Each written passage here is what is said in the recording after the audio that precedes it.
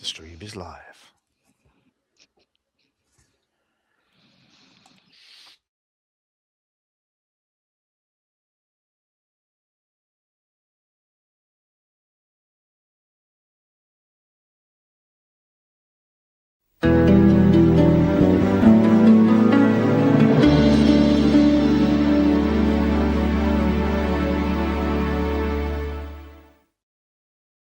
To select grilling Matthew Waterhouse on his trouser situation in Castrovalva, press Enter now.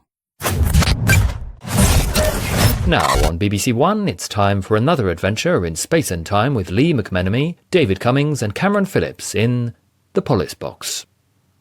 Quarantine session! What do you mean, Mr. Quarantine session!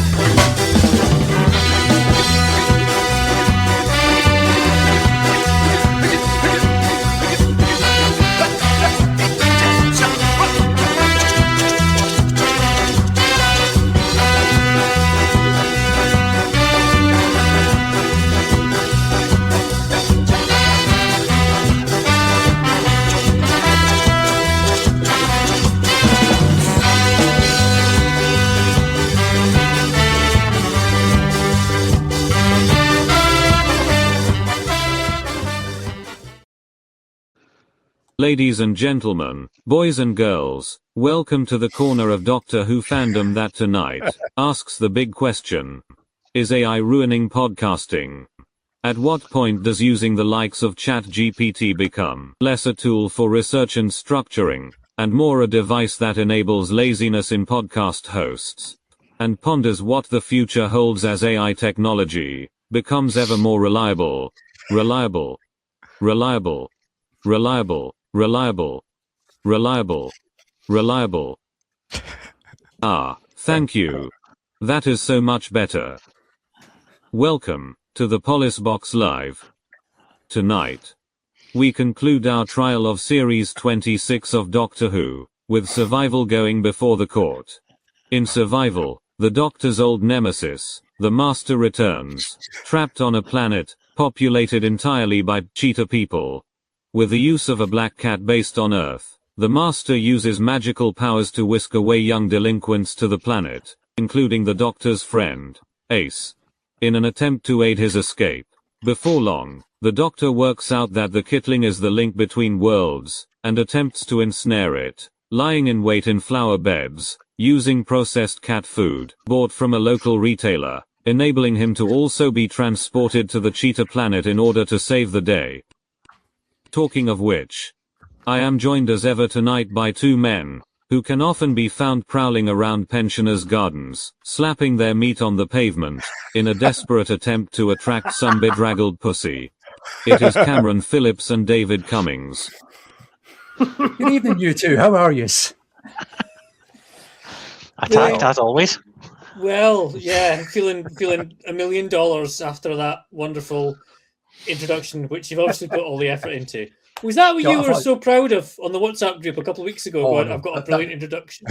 There's no pride involved in that. I should be ashamed. Oh, okay. But I thought just try and drag us into the 21st century finally. So, you know, I'm embracing new technologies. Right. That's all. Okay, fair. How are you both anyway? You both well? Yeah, well good, enough. Good. Yourself? Right. Not bad at all. Not bad at all. Grand. So, welcome along everybody. It's the grand finale of Series 8 of the Polis Box Live with our trial of Series 26 of Doctor Who, reaching its conclusion with Survival going before the court. We've got plenty for you tonight. Not only will we be revealing the best kept secret in showbiz with the results of our viewer poll as to which series we cover next in the Polis Box Live, but we'll also be revealing an extra couple of surprises as well. But more on that later on tonight. But not only this, we've got the prospect of you, the viewers, completing a clean sweep of not guilty results for this series. It's high stakes, so in order to help you towards this feat, we've brought in the finest legal minds that spare change can buy. Joining us tonight is a man who's continually playing a game of cat and mouse with internet safe search policies by posting pictures of his honkers all over the internet, and is ably assisted by a man who's fast becoming the Polis Box's answer to Stars in Their Eyes. Last time, Matthew, he was the Finn White Duke himself, David Bowie. This time, we're praying he's not going to turn into Amy Winehouse and give us a special rendition of Rehab. Here tonight, with their flies firmly done up and their honkers safely tucked away, your defence team for the evening. It's the one and only Mr. Mark Donaldson, and making his Polis Box debut, the one and only Mr. Dan Hollingsworth. Hello. Hello. It was nice to. It was nice of Sarah, the AI bot from the Harry Hill podcast, to make a cameo at the start of this episode. I'll be honest, Mark. I've blown the budget for the entire next series, and I just hired her in. Keeps asking me for like a sausage. Apparently, she's got a deal with a butcher. It's strange. How are the pair of yous? Good. Here to talk about survival, which I can do in my sleep, and maybe I often do. Who knows? Yeah, I can pretty much do the same. Episode. Yeah. I'm actually not Dan. I'm a disappointing AI upscale of Dan Hollingsworth tonight. The topical Doctor Who reference there for the fans. You do look very smooth. Yeah. I've got a new light. I'm like Joan Collins in the 80s with her own light. Yeah. So we got wish AI could survival. sort my hair out. Jesus. You should make some effort, Mark, for God's sake. Oh yeah, sort your hair out. Sorry, I should have read the room. So survival is in the court tonight in the final episode of this series of the Polis Box Live. So without further ado, shall we look at the series results so far and see what led us to this let's look at the series results. This Cam and Dave are so enthusiastic to have this caption come up. So on the first episode, Battlefield was found not guilty by 71% to 29%. Ghostlight was found not guilty by the same score. And last time round, Chris Fenrick, in the company of Joe Ford, Andy Kent and Kevin Greenan, was found not guilty by 68% to 32%, all of which means that you, the viewers, have a 3-0 series lead with one trial remaining. Wankers. Hang on, Chris Fenrick got the lowest not guilty score. Yeah, weird. That's all Joe Ford's work, I'm sure. He's just, he couldn't quite bring himself to defend just Chris dragging the vote Fenrick down wholeheartedly, and he can't cope with sexy Ace. He just can't cope with it. No man can. No man can. Into whatever it was, I don't even know. We all fall for the sultry charms. The amount of time any of us have fallen for that old wind whipping through our clothes line, just every single time. The trouble it's caused.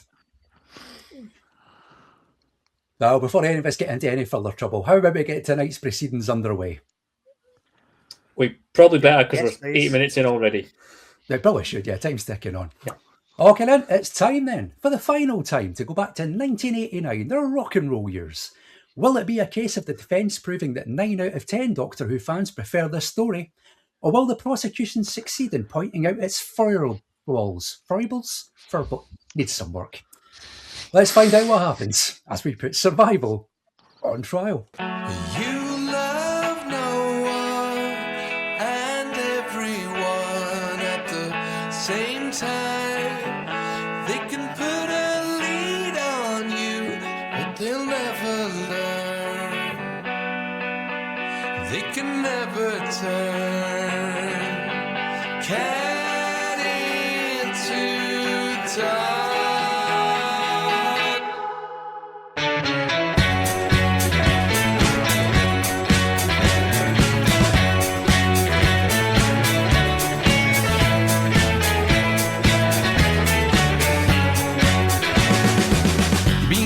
For so long, come on, let it go wild.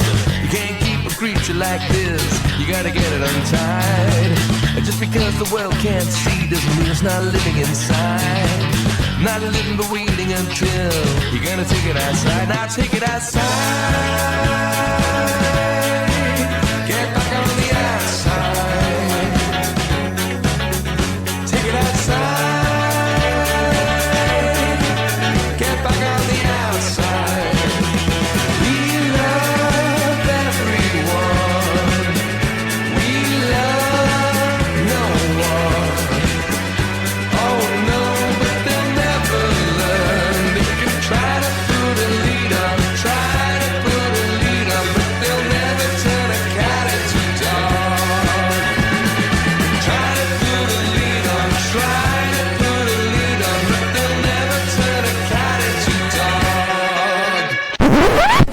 What's new, pussycat? Whoa, whoa, whoa. What's new, pussycat? Whoa, whoa, whoa. Pussycat, pussycat, you're so thrilling, and I'm so willing. Survival was written by Rona Munro, directed by Alan Waring, and produced by John Nathan Turner, with music by Dominic Glynn. It starred Sylvester McCoy as the Doctor, Sophie Aldred as Ace, and Anthony Ainley as the Master, with Lisa Bowerman as Cara, Gillian Holloway as Patterson, David John as Derek, Will Barton as Mitch, Sean Oliver as Stuart, Sakuntala Ramani as Shrila, Kate Eaton as Ange, Adele Silva as Squeak, Gareth Hale as Len, and Norman Pace as Harvey. It was broadcast between Wednesday the 22nd of November and Wednesday the 6th of December 1989, and the viewing figures for the story were 5 million for part 1, 4.8 million for part 2, and 5 million for part 3. Those are your stats and your numbers for Survival. It is time now to call this court to session. This court is now in session.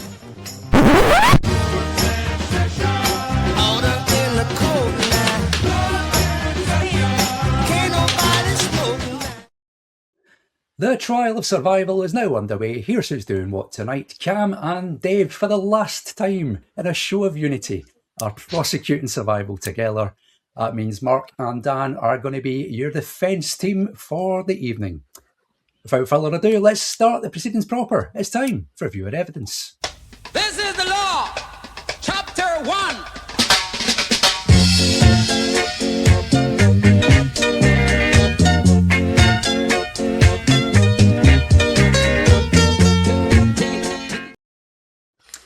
For one last time this series, we've thrown open the courtroom doors and invited you, the viewers, to take to the stand to give us your evidence in the case of Survival. Let's get started then. First up tonight is former guest and indeed future guest. It's Mark Harrison, who says, annoyingly good for a show about to go away. Thanks very much, Mark. Oh no, you're talking about Survival, aren't you? All right. Fine, let's carry on then. A lot of 80s Who seems to resist what McCoy's era does so well.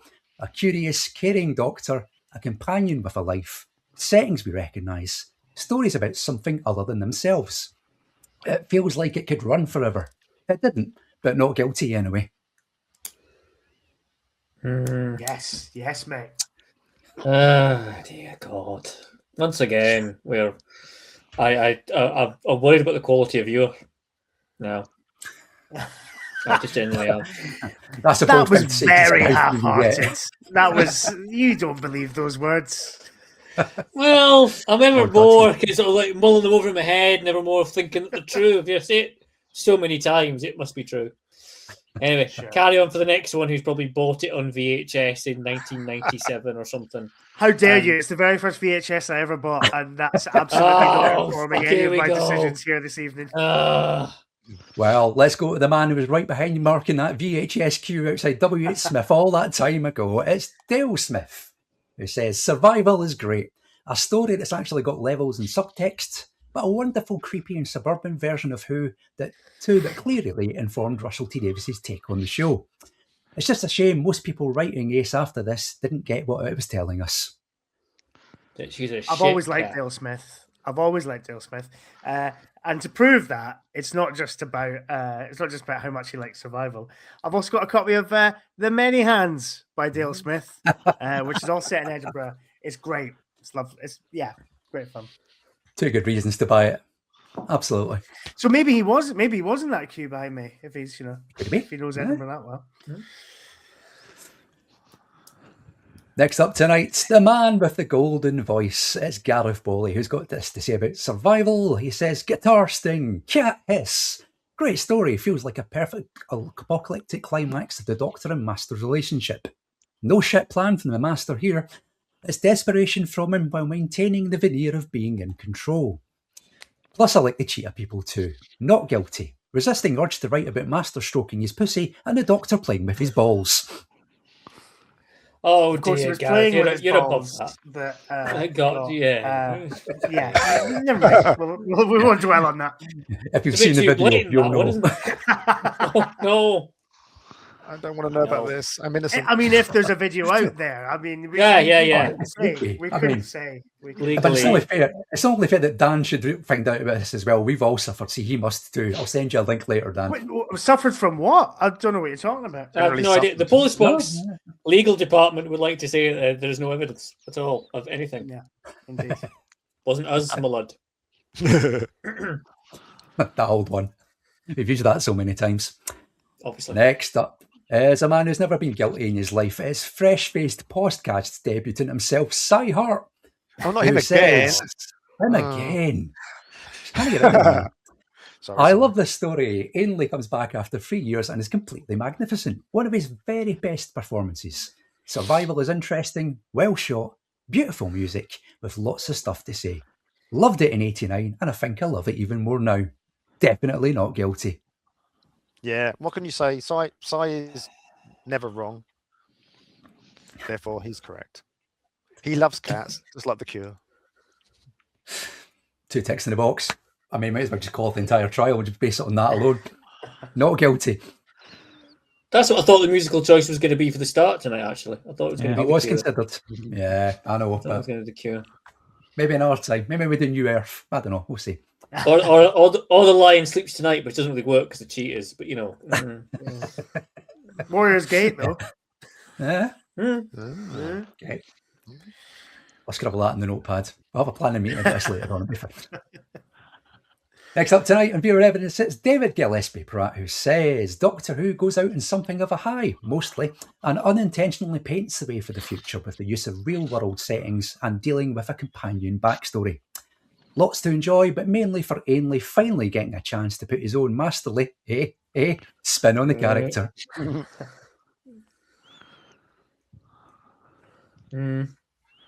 We'll see. Yeah. We'll see. We'll see. Are the prosecution feeling slightly deflated with the viewer evidence so far tonight? I think by the sounds of it, I think I'll speak for both of us. I hope that the prosecution would deflate before we even begun. Yeah. So yeah, nothing to play for. Well, the way you're stating, you look quite like. inflated, but It still matters. you know, like when you've had your arse handed to you on your home tie of a Champions League quarter final, and you still have to go you know to about that. Is this sport? This is Yeah, it's sports just ball, sport, yes. yeah. It creeps in sometimes, Dan. Oh, 30 seconds, creeps in sometimes. Couple of years. And you have to go to like Norway or something to on like a Wednesday night when it's fucking freezing, and you're not going to win. It's like that. This is Norway. What's funny is actually that David Gillespie Pratt actually is in Norway at the moment. He's actually on holiday. I'm not even joking. That's random. Wow. All There you go. mixed together. Weird. All mixed. It's like I knew. How is that restraining order going, Cam? I'm banned from Oslo entirely as we And speak. not for the first time. Can't set foot in the country. So, Well, I mean, you can't go to Norway. So how about we take you across the other side of the pond? Shall we do that? Nice wee treat for you. Okay. Let's do that. Okay. So we've got 2 contributors from that side of the water. First up, All right. the future is for everyone who says, I like this more than I thought, thought I would. The devolution into greater predatory behaviour feels like a statement of the world now, alluring to determined prey and to okay cruelty. Self-shout acting was minimal, 2 marginalised people surviving. This all might have been elevated, bear with me, if they'd built a set lighting like the Jungle Planet and Planet of Evil. Think on it. The guest cast was better than I remembered, loved the alien sky. Ainley's performance was the most measured for him that I've ever seen. Now, look, I know they're on my side here. But come on. Oh, the Jungle Planet and Planet of Evil. Oh, it's amazing. The Jungle Planet and Planet of Evil. Oh, it's so immersive and believable. I don't know why Billy Connolly is talking about it. You can picture Baker anywhere. It's very clearly a set.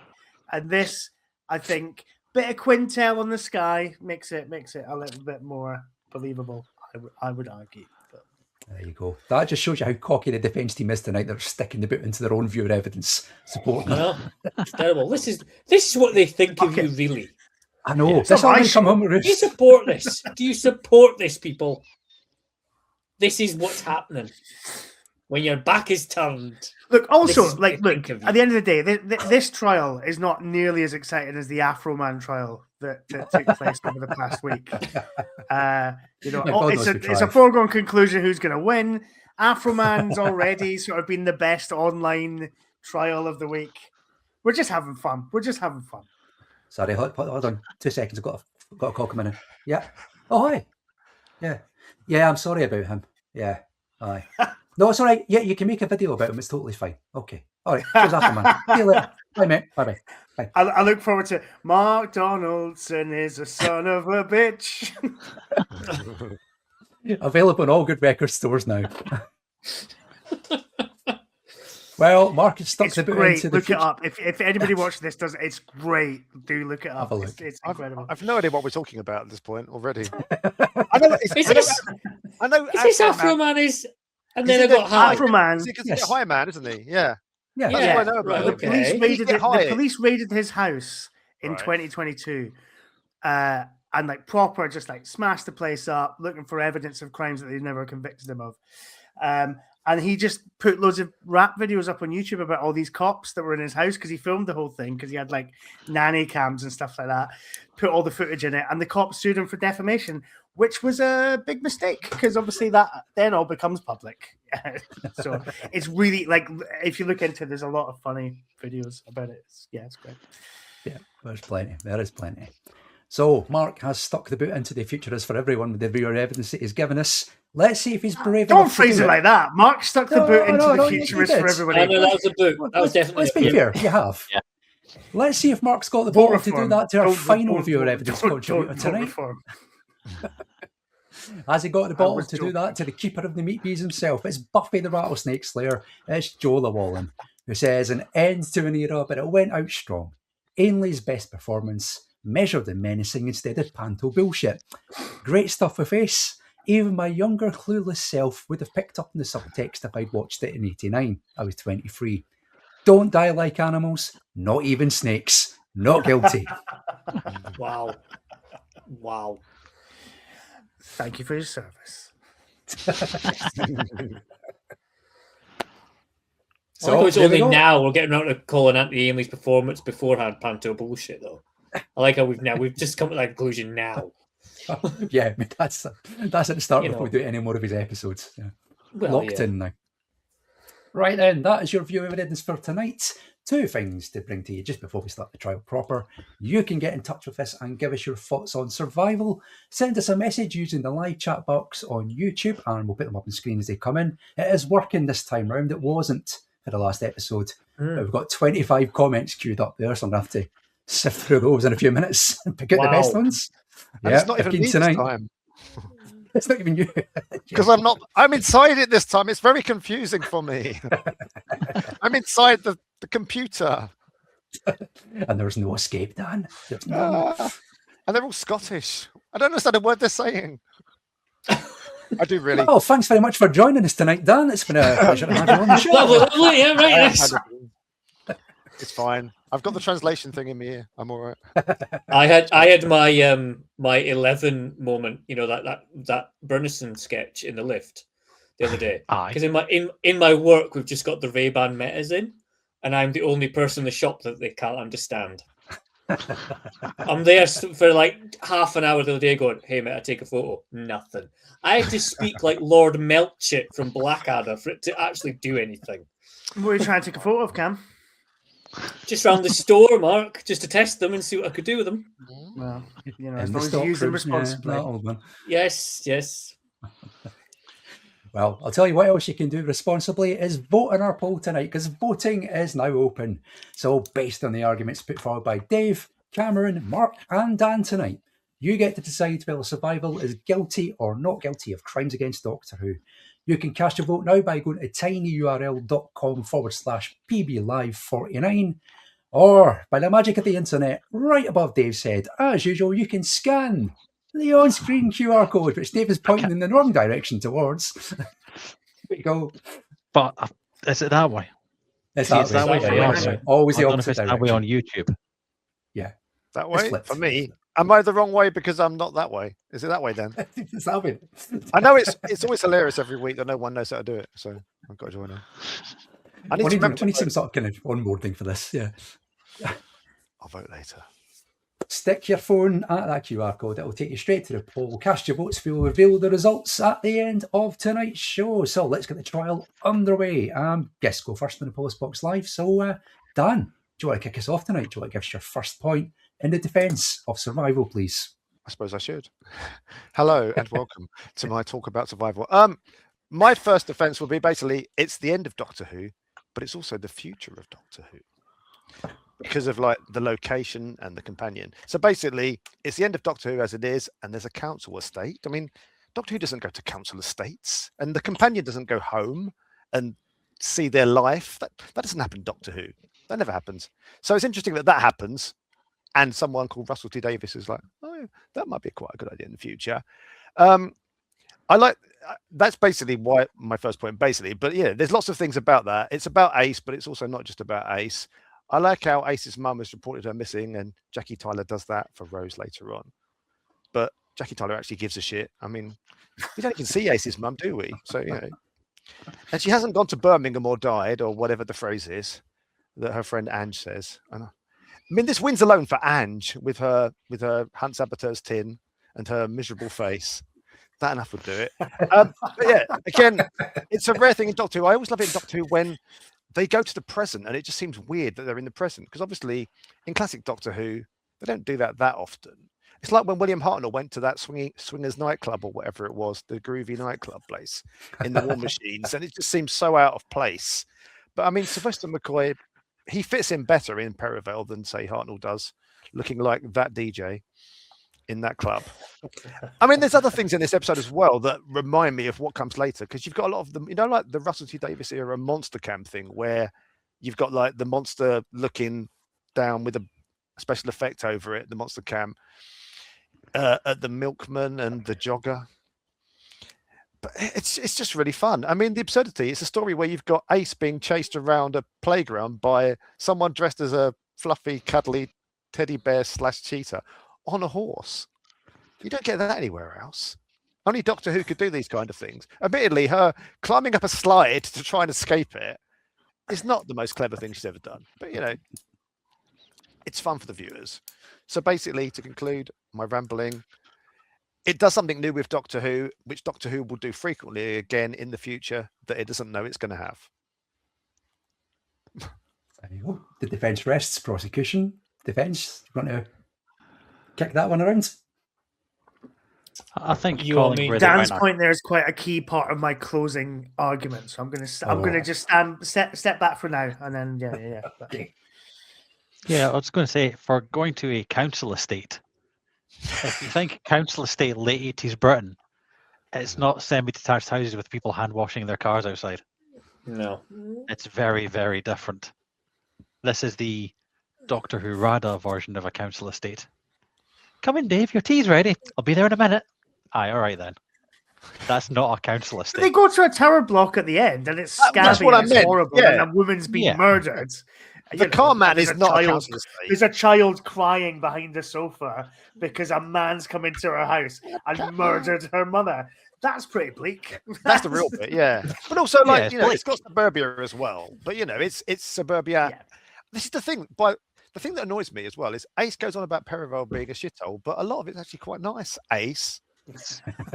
It is a very BBC TV in the late 80s, palatable to a mass audience version of a council estate. It's not exactly anything looking completely rough that we've all, I've all walked through like areas like that, haven't we? Of various cities and not out here in the country, you understand. I was going to say, have you done that in Kirtlebridge recently, Cam? No, not here in DG11. No. But yeah, so if you're going to say it's somehow this startling representation of the flip side of a companion, it's kind of not. It's a very sanitized version of that, and B, it's still teeth-grindingly boring, which I suppose is the entire point for the Perivale itself and how A sees it. But it's this repetitive garbage that goes on throughout pretty much the entire first episode and probably halfway through the second one as well.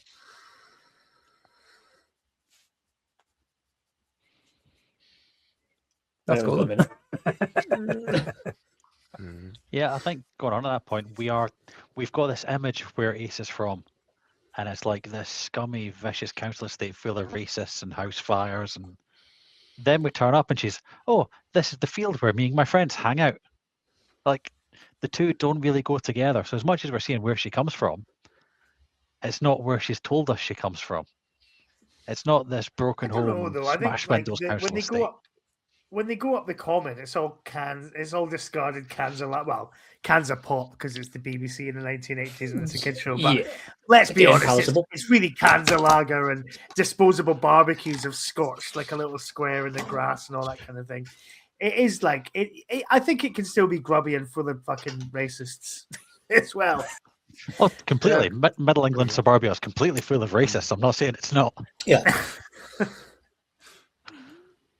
But I just think that the image we've been given of where she's from and what is shown here, especially the first couple of scenes, because I know we get the council estate later on, but this is Perivale. This is her coming home, and it is a nice suburban street with trimmed hedges. But then she's like this teenage rebel who's obsessed with being hard done by. So she's exaggerated quite a bit. Yeah. And she is the Rada version. She's like Rada version of Grange Hill, isn't she? Basically, she's quite posh, really. It's also like you're expecting like there to be cars up on bricks, and flaming piles of tires on a street corner, and it's just not. There's none of that because it's like the next scene you get is like in the club, and it's just like the gym hall, or whatever the fuck it is, and it's supposed to be like kind of going, we're supposed to defend ourselves around here. I'm supposed to be able to kick the living shite out of people. Sorry, Dan, I have to translate for you. It's like, really? Do you have to though, mate? Do you have to? Because this seems like a kind of pleasant walk, to be honest. You got a nice wee corner shop. A few houses that are, they're very much probably 3-bedroomed at least.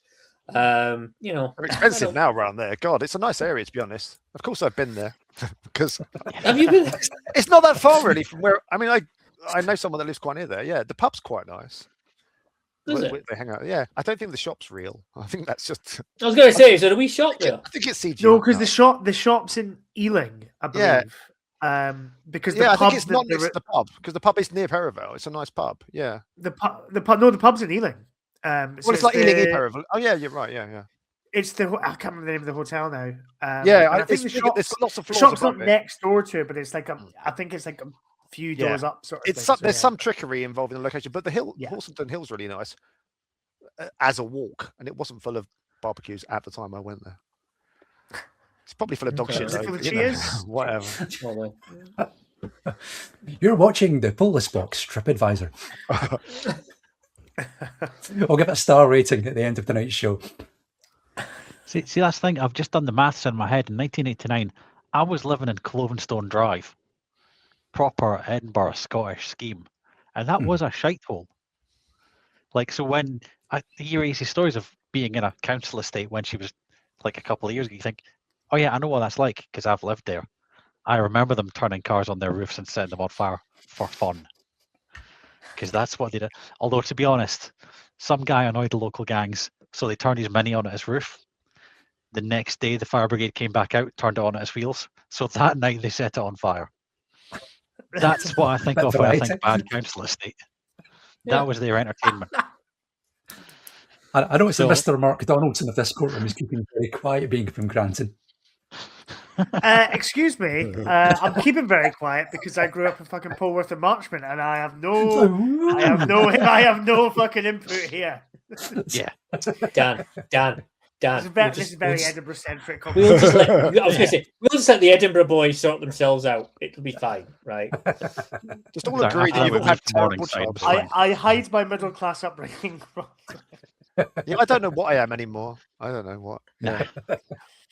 I'm more like ex-council house that got bought by snooty parents, basically, who then looked down on everybody else, and I told them off for that. Yes. Quite right. Properly ashamed of your parents, as we all should be. Yeah, of course. Just like Ace. Yes. Bilge bag. Look at you bringing it back to the subject we're meant to be talking about. The other sport. Well, yeah. What do you think we are? So anyway, football. No. No. Ah! Don't scare the horses. Put it up. Right. Any more on that point, or shall we move along? I think we'll probably move along. Let's do that then. Okay. Before we go to the next point, let's have a look at some of the comments that have been coming in tonight. Daniel Rawnsley, the voice of our balls, that says there's going to be some cheating tonight, guaranteed. Hey. Also hoping for a perfect outcome. Oh dear God. Gareth Foley is looking forward to getting something to get his claws into. Wow. Oh, they're not finished. They're not finished. Daniel Rawnsley says the doctors. Yes. Never had so much to say. Yeah, right. Dear, mind in the gutter. Mind in the gutter. Gareth has got a genuine question here. He does say if he wonders that the prosecution will play McCoy's arse as evidence tonight. Oh, no, that's the defence, surely. Will that do? Check this out. A handy visual guide in the bottom right-hand corner. Oh, because the scene Cast where your he's vote like, now. where he crashes the bike and lands on a random mat and the master chuckles at his ass. Yes, I remember that scene. That makes no sense, but it's good telly. Gareth also says council estate and because of the Tateston involving to damaged goods. Oh. And then the Big Finish Powell estate box set in 2025-26. How far we've come. Oh, when will it end? When will these interminable Powell Estate adventures end? I mean, I like them, but like, yeah, it's odd. Yeah, An odd choice. Yeah, it's strange. It's an odd choice, but anyway, I love we're not here to litigate Big Finish yet. We need a Paravel box. Don't encourage them. No. Stop giving them ideas. Just let them die now. It's been too long. Liberty's playing it. They can have a whole. Oh no, he died. They're all dead, aren't they? We can have a prequel with the man that does the fitness thing with all the men in the tracksuit bottoms. There's a possibility there for a box set, and they go out for a dance off with the gang. I don't know. We'll get to that later. Wow. Big Finish. We love stories. For the love of stories. They just don't love us. Yeah. Please love us. Please. I don't know. Well, when we get to the Wilderness Years 2.0, that'll all we're hanging on to. That's all we'll have left. Yeah. Yep, exactly. Riversong's clearly visited Paravel at some point, hasn't she? She'll do one. But before we fall our knees in front of Nick Briggs to beg for more box sets, I should point out. Let's go to the next. Let's go to the first point for the prosecution. Actually, let's go to Dave. So, yeah, first point for the prosecution of survival, please.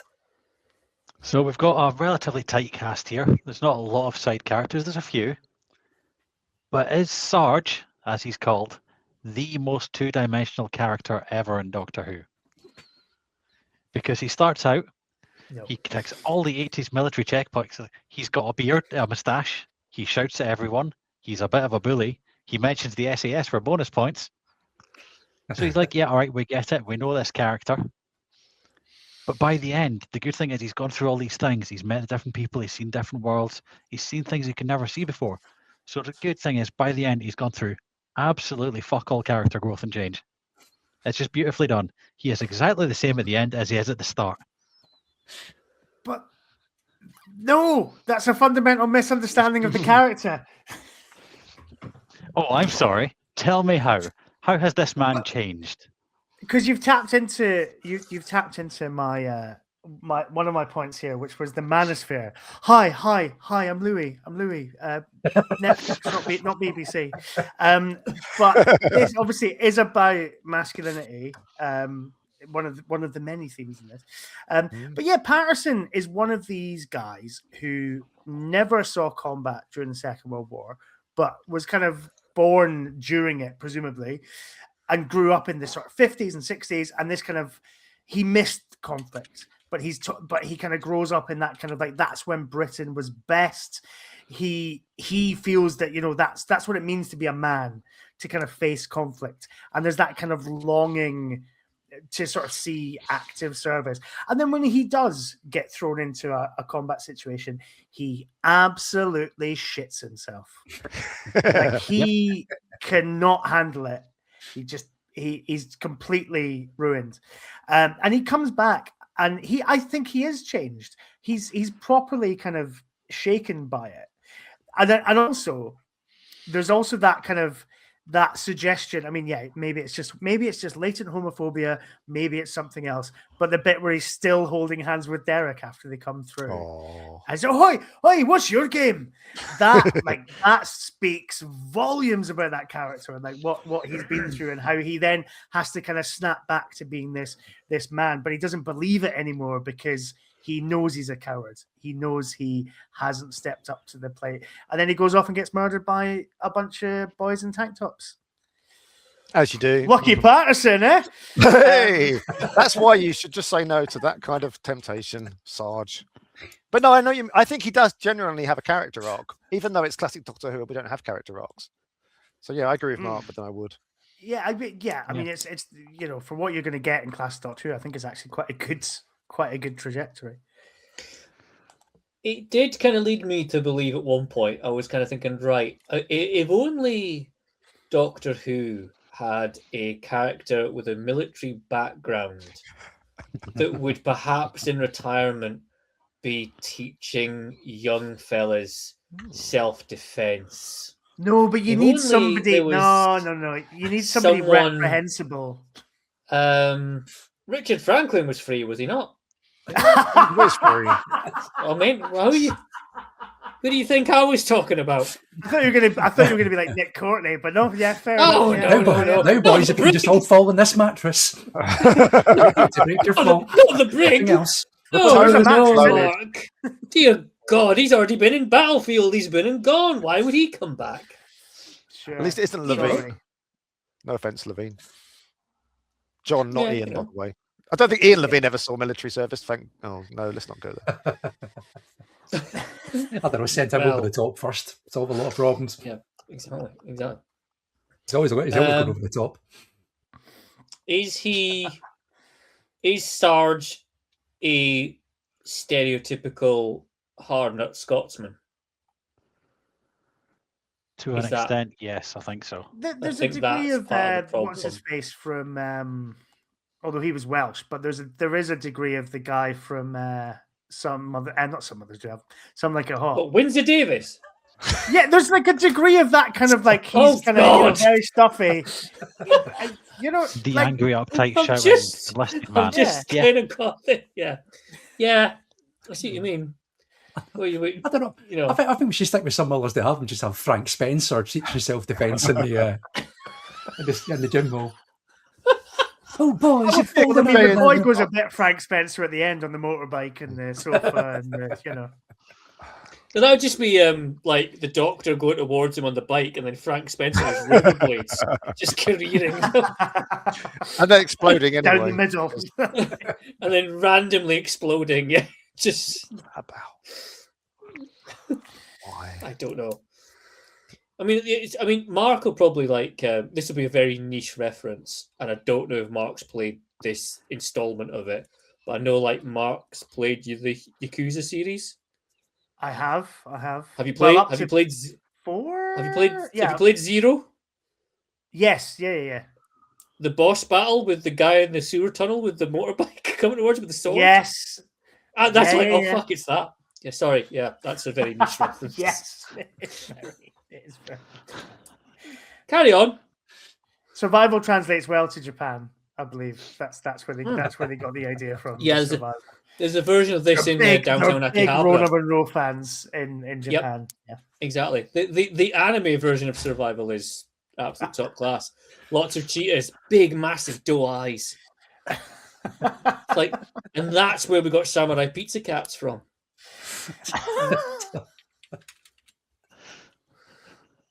Dan's Googling Samurai Pizza Cats now. I know roughly what it is. I'm not Googling it really. God. That's just a spread of Ronan It's Monroe's a work world from of knowledge, survival mate. through Yakuza to Samurai Pizza Cats. Samurai How Pizza did you Cats, do? the anime that they removed all the shagging out of so they could put it on Saturday morning kids' TV in the UK. Wait, what? There you go. There was a lot. The Japanese original Samurai Pizza Cats has lots of shagging in it. No, it doesn't. No, come on. Fucking does. I wouldn't be surprised based on my limited knowledge of anime. Yeah, because Japan. There's a lot of weird shit in the cartoons. Oh my goodness. It's like Battle of the Planets was like that, and that was based on another cartoon, and there was lots of stuff they cut out of that and turned it into a whole other plot. But we're going to have to delve deeper into this, and if this is a sentence I've never thought I'd say on the Polis Box Live. Is the shagging cat on cat, or is it cat on? Of course it is. It's not mixed. You never know. There's only cats in Samurai Pizza Cats. They're all cats. I thought that was an occasional human character. Okay, but it's just important to get these details down. That's all I'm saying. No. You know, you think it's weird. You know what I mean? It's just like it's the Ninja Turtles. They're all like teenage lads essentially, and you give them some female news reporter with the zip too far down on her top. Sorry, I'm ruining Ninja Turtles for everyone now, isn't it? Any wonder we turned out the way we did. Aye, there we go. Yeah. There we go. Anyway, where were we? Survival, right? Anyway, we're on Patterson there, weren't we? Yeah. Anyway, I have to get my quiz arse out again to remind you. Right, carry on. Where were we? Was it prosecution? Yes. Dave Gordon? Yes. Yeah. Stereotypical hard Scottish character. Growth. Yep, absolutely none. He just comes back, and he's this kind of weird, kind of semi-defender of the neighborhood when no one seems to have elected him to do so, because he accosts the doctor for the petty crime of putting cat food on a pavement. It would seem. I'm sorry. Have you ever been in a neighborhood WhatsApp group? That he's exactly that. Do you know what I mean? No, like those because we didn't kind grow of up in people middle-class areas, Mark, so we've never been in those groups. Luckily, no. Well, neither have I, but I get the vibe. You know, I get the vibe. Even I've in been invited to join one before by somebody who I was like, absolutely not, because I know you are going to be in there telling me to fucking put my bins out on time, or like I left my bin out too long, or you don't need that. Tomorrow is red bin There's a strange day. person hanging around outside your house. Yes, it's an Amazon delivery man. All right, fucking shut up. Well, I remember I've got an interesting fact about this. That the cat in the cat food bit, the dog that tried to eat it was, of course, the infamous Pepsi. Oh, so it was, yes. From "Is Pepsi all right?" catchphrase of JNT, because of course JNT's dog has to be in everything, because JNT has to be in everything. Well, we've heard. He's here tonight. Oh God, I was just Was the dog forced to do panto against his will as well? Pepsi's not. Have you ever got stuff? Is they out of shot? Like I don't even have any Pepsi in the fridge now. Poor Pepsi. The things that dog must have seen. JNT. Things that dog must have licked up before people could stop it. JNT's weird. It's like a missing vowels round and only connect. Like Janet. What is it? All those 2010s, all those bands that had those vowelless names, those hipster bands. Is that I don't know. He's ahead of his time, whatever. Sorry. Carry on. I'm still thinking about Dave's gag about. Oh, never mind. Yeah, I'm struggling to get it out of my mind as well. He does this to you. I've had 20 years of this. This is scarier. This Doctor Who jury service is harder than actual jury service that I did. This is more traumatic than the horrible things I saw. And the weird thing is, he went into that having already decided if they were guilty or not as well.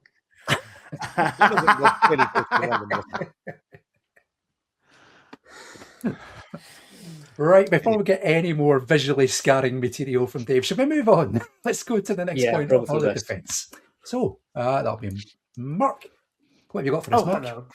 Hello. All right, I'm going to go basic bitch. Well, I've already thrown in the manosphere, so I'm going to go with the Master, because this is, I would argue, possibly the best Master story.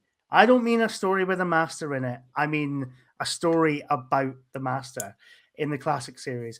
Because I think that character is always more interesting when they're kind of trapped and they've kind of their ambition has kind of gone beyond their reach, and they kind of end up in a bit of a situation.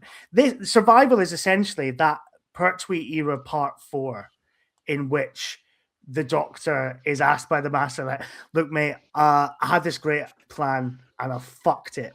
Could you help me before we all fucking die? It's that, but it's turned into a 3-part serial, and it really works.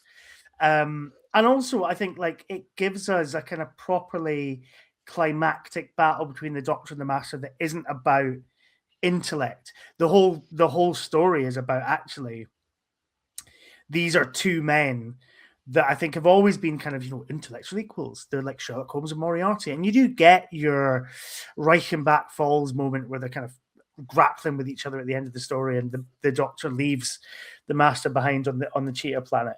But it is ultimately it's two intellectual equals punching fuck out of each other at the end. And that's actually quite a refreshing change for those characters. And actually, I think it pushes those characters in a new direction that the show hasn't done before. And it makes it more primal and interesting. And Anthony Ainley, I think, is at his best since, I don't know, Legopolis, maybe, Castrovalva at a push. He's sinister and he's dangerous. He's properly dangerous in a way that he hasn't been since he, murdered Nissa's dad and all this kind of thing. So, the Master, I think, it's such a good Master story. And I think it really gets to the heart of the conflict between him and the Doctor. And to be honest, if I never saw the Master again after this, I don't think I'd be that annoyed. Really, I think it kind of ends that story quite nicely. But of course, you've always got to bring him back. There you go. He's not in the TV movie, is he? He doesn't make a cameo at all in that. Well, Ainley, no. Had he gone by that point in time? Yeah. Okay. I couldn't remember. No, he was still alive. They just didn't ask him. They just got Gordon. Oh well, all right, okay. Yeah, he was too expensive. Who I believe, if rumors are to be believed, Gordon Tipple lives the life of a recluse somewhere in the Canadian mountains. I may have exaggerated the last part there, but I believe that's part of it. Well, as in mountains, or he's not very Canadian. Or recluse. No, he's somewhere in Canada, but I don't know if he's like because I feel like I sold that as if he's like in a little tiny mountain shack. And you'll get like a special feature on the TV movie Blu-ray of Toby Haydock, like up a cliff. Up a cliff. Yeah. He's got furs on, this fucking snowdrift just everywhere, and he's chapping on a door, and this door opens like, hello. It's like, are you Gordon Tipple? Like, yes. In order to meet Gordon Tipple, you must pass the 3 trials.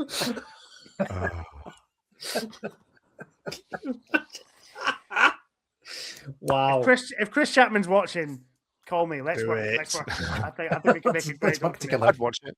I've now got like the thought of like Toby Haydock having to cross over like this ravine full of like little kind of like upturned tree trunks and having to balance on them all and like ninja his way across. That is the first trial.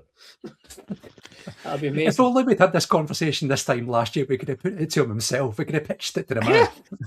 Next time I'm going to do that. I'm going to. What is he definitely would have come back. Tracking Tipple.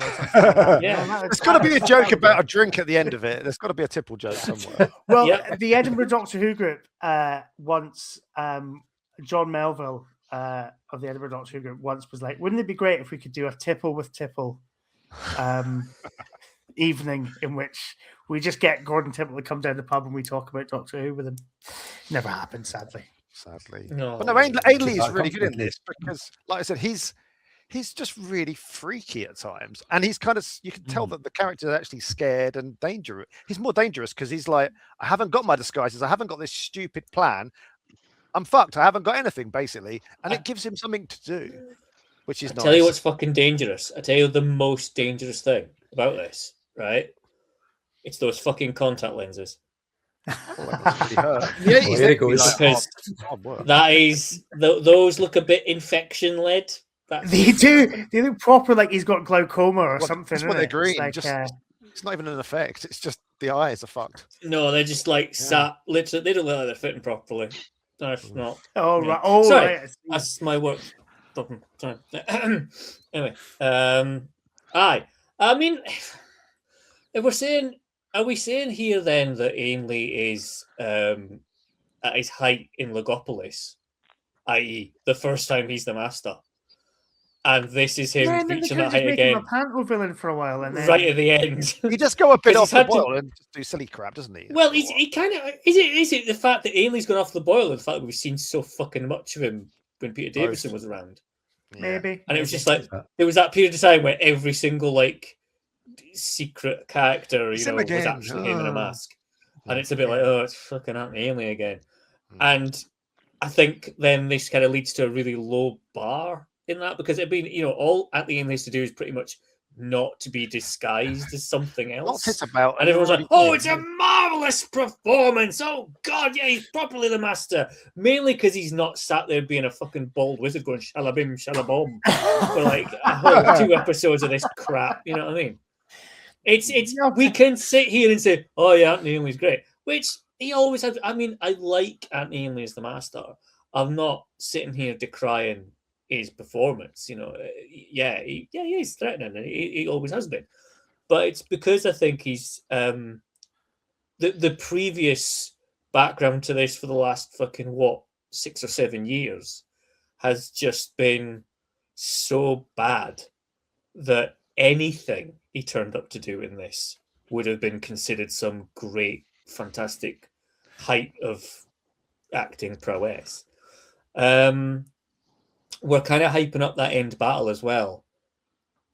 And I know we can look back at a lot of things and kind of say, oh, obviously they maybe thought they were going to get a season 27. Well, they obviously did, because they had plans. Yeah, they planned it. Yeah, absolutely thought they had to season 27. And so they didn't realise that this was going to be final call until it was too late. But the final battle this boils up to is essentially, as you say, it's a scrap in a pub car park. Essentially, that's all it is. Which for two of like your main characters, the Doctor being your main character and the Master being his absolute intellectual equal, yes, your Reichenbach Falls moment is essentially them just going on the floor. But then so was the Reichenbach Falls. It was just Sherlock and Moriarty. It was a bit more drama with a bloody waterfall and chucking each other. That was this is just like rolling around in the grubby dirt somewhere. They might as well be in the Weatherspoons. So when I did Joe Ford's Hamster with a Blunt Penknife, we did Survival, and I said about episode 3 because it was a few weeks prior to recording it. I myself had gotten into a fight at the age of fucking 38 because I was in a taxi queue and this guy. Oh yeah, I remember this. And I said to him, well, I didn't say to him. I turned to Amy and said, "Try this fucking cheeky cunt skipping the queue." And he turned around and goes, "Would you call me mate?" I said, "Well, come on, man, you're just skipping the queue, aren't you?" So I'm not skipping the queue. I'm just checking how long it is. I said, "Aye, all right." And anyway, he walked past me and fucking like elbowed me in the side of the head. And anyway, we got into a bit of a scrap, right? And I think I thought I was John Pertwee in The Green Death, like flinging cunts over my shoulder and all this kind of thing. But actually, what I probably looked like was Sylvester McCoy on his knees in the middle of Perivale going, "If we fight like animals, we die like animals." I just probably looked very pathetic. And that's why, kids, don't fight. Don't get into a fight. Just, be the better man. Walk away. But did he get a taxi before you did? No, I got a taxi before he did. And he was like, "If I see you again, I'll kill you." I was like, "I am very scared." And then we go Did you? Please tell me you did. Please tell me you did that. Please. I can't remember if I did that. But please tell me you got into a fight with an adult. You were away in the taxi going, "Ooh." Yeah, I was doing the chew in the fat. Ooh.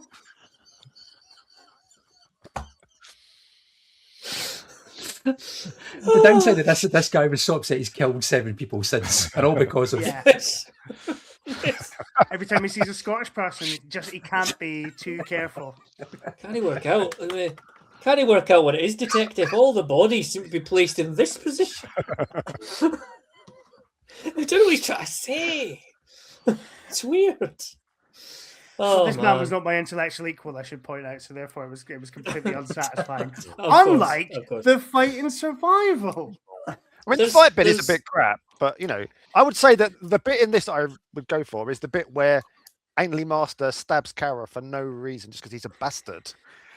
And that's a really good moment because it just reminds you that he's just, like how the Master should be. He's more like, that's how he should be. He's like that. But obviously then they ruin it by that little whimpering cat noise that happens when there's a little mewing noise as she dies, which ruins the whole thing.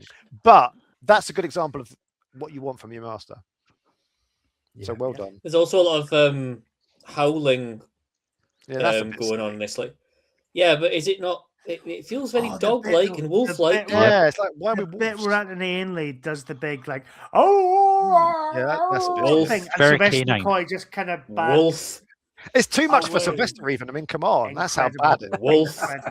Even Sylvester's like, no, darling, that's just too big. Too much. I know what what Ainley's going for. He's going for the kind of like, it's 3 o'clock in the morning and there's like a cat outside. Just like, he's trying to do that, but you're right. It does go a bit too werewolfy. I'll give you that. But it's a very striking scene purely because Sylvester McCoy's reaction to it is just pitch perfect. It's great. I like the bit where he gets his balls out to distract the cheetah people. Yeah, that's quite weird. We've all done it. Anyway, the only thing that's really missing from Sylvester McCoy backing out the shot, just as it gets to the edge of the frame, just go. Oh, I'm so scared. Oh, terrifying. Oh, the more they fight, Doctor, the more the planet destroys itself, and then.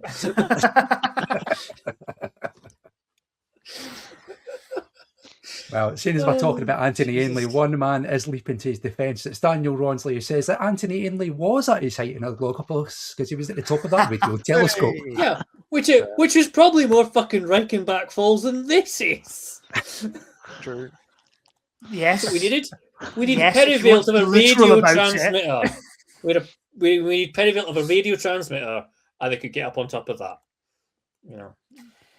Sure. Yeah. Also in the comments, Joe Llewellyn says, I'm about 20 minutes behind. Hooray for Afro Man and his triumph over incompetent and crooked cops. It is hilarious. Yes, indeed.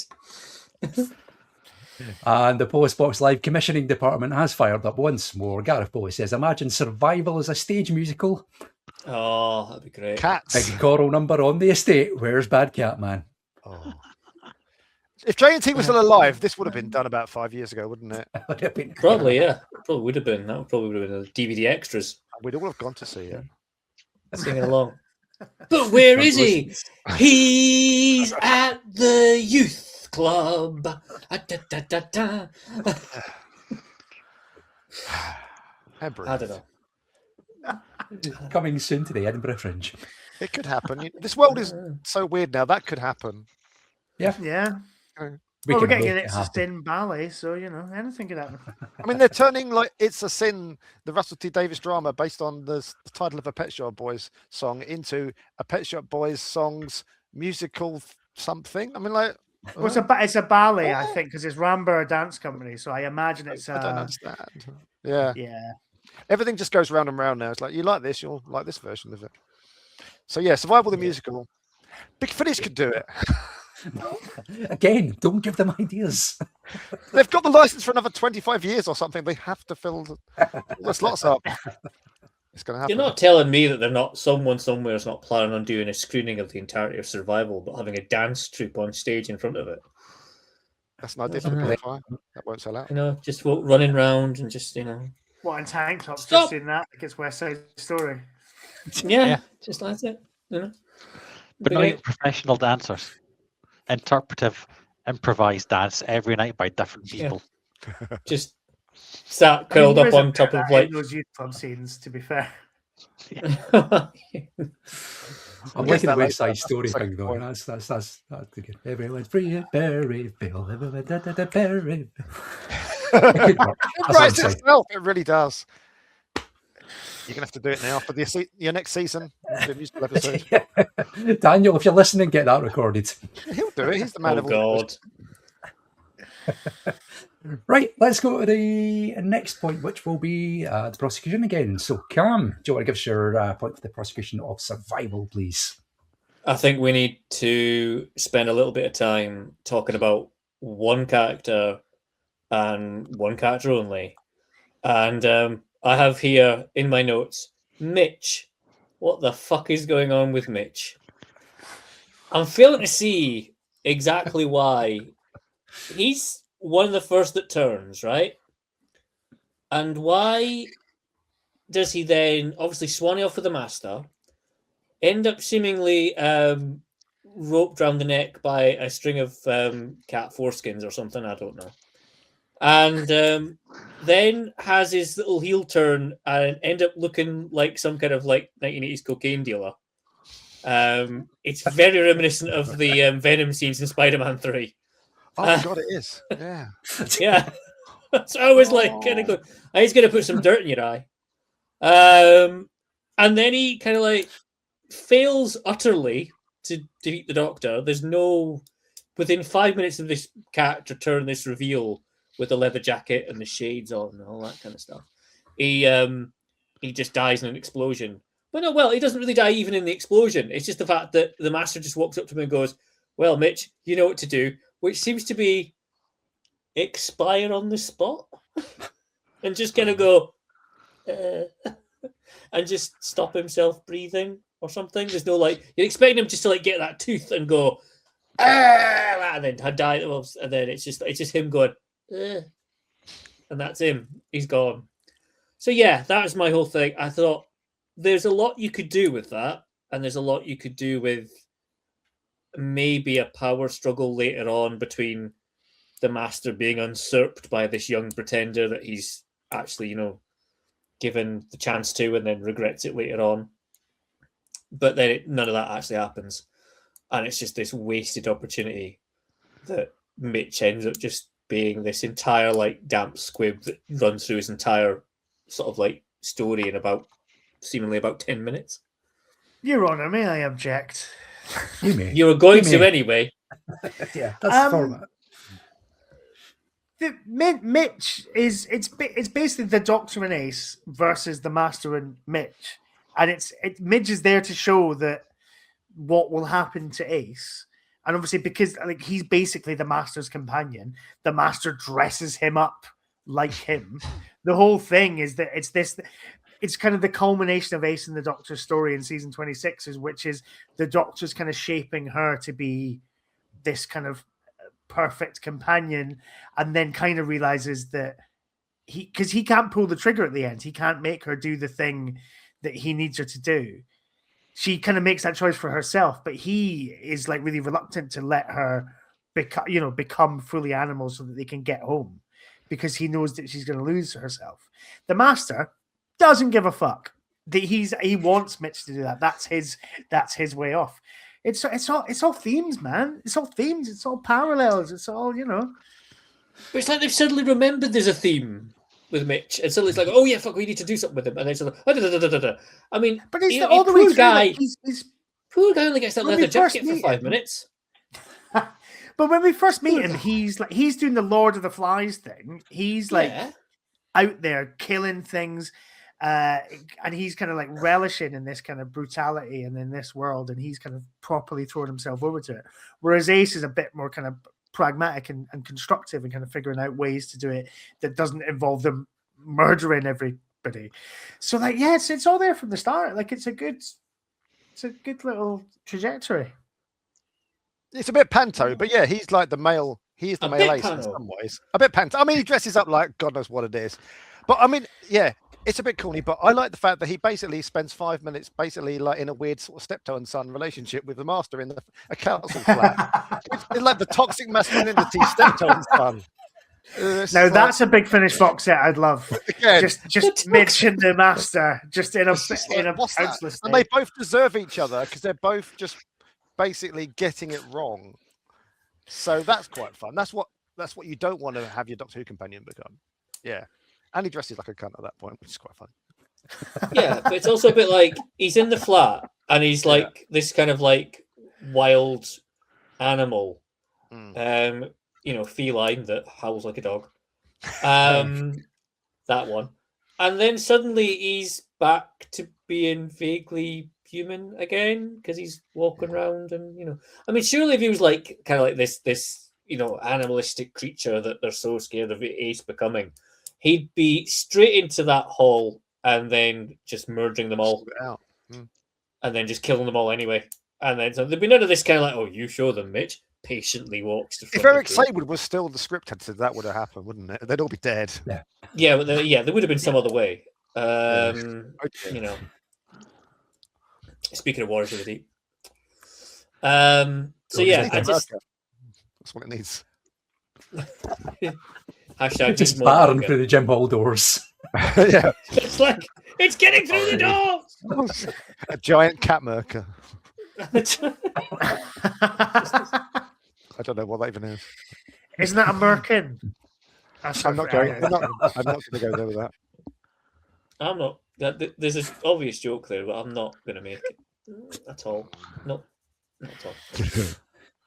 So yes, in short, Mitch just is a waste of space. Did you say bitch is a waste of space? That's what I heard. Bitch is a waste of space. Why would I call him bitch? That's not his name. That's what I heard. Stop putting down Mitch. Midge, not Mitch. Let me you from the Box. Yeah. I was going to say, as in you. Oh, right, okay. Yeah. I can't say that. Call him Mitch all this time. As in itch. It means nothing to me, etc. Yeah. Topical reference for the kids at home. It's one for the teenagers. Yep. Yep. One for the. I'm really one for the fucking kids. old now. And it's Friday, and I'm tired. Yeah, Midge is what he is. Midge, as written, serves a purpose. But yeah, some of it doesn't quite work on screen. But then it's late 80s Doctor Who. We love it. Some of it doesn't work on screen, but it's Doctor Who. Yeah. It's the basis of this entire show. That's the format. Basically. Still work on screen. It's Doctor Who. Doctor Who. Okay, we still love it. Yeah. Okay, anything more on Midge or his various guises of Ultravox? Midge. I think it's because I've written Mitch here. That's probably why. He's a mistake to make. I don't know. Okay, then. Right, so that point takes us up to our halftime break. Just before we go and do that, we've had a few more comments coming in. Joe Llewellyn has come in with a few facts for us. He says Patterson is a reservist sergeant and teaches martial arts. So he's a shorter version of me, but he's an arsehole. He's a bully. Good riddance. Yep. So say all of us. The musical idea for Survival is beginning to build up steam here. Gareth Bowley says, the Master song, Be Prepared from The Lion King.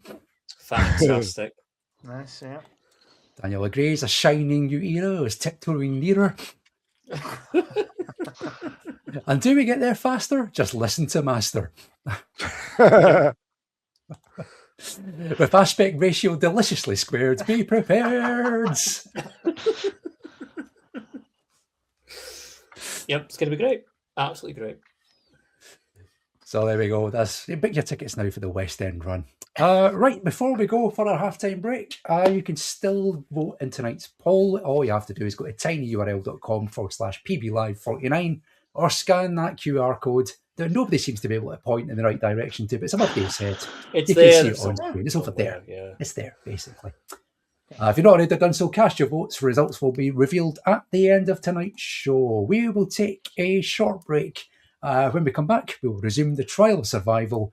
We'll reveal the results of the viewer poll and other polls that have been running. And we've got a special treat for you at the end of tonight's episode as well. Something to look forward to. We'll see you in a few minutes' time.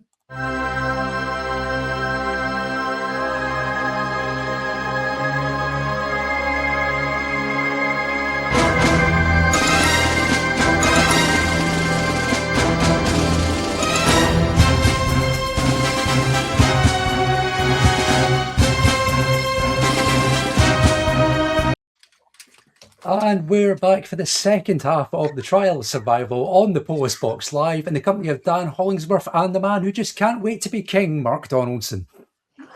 What's wrong? Never seen a cheetah eat potatoes before? Come on. Not Cheetos. Come on. Yeah. I've done the research properly. I can't have got Come milk on. in them. Wow.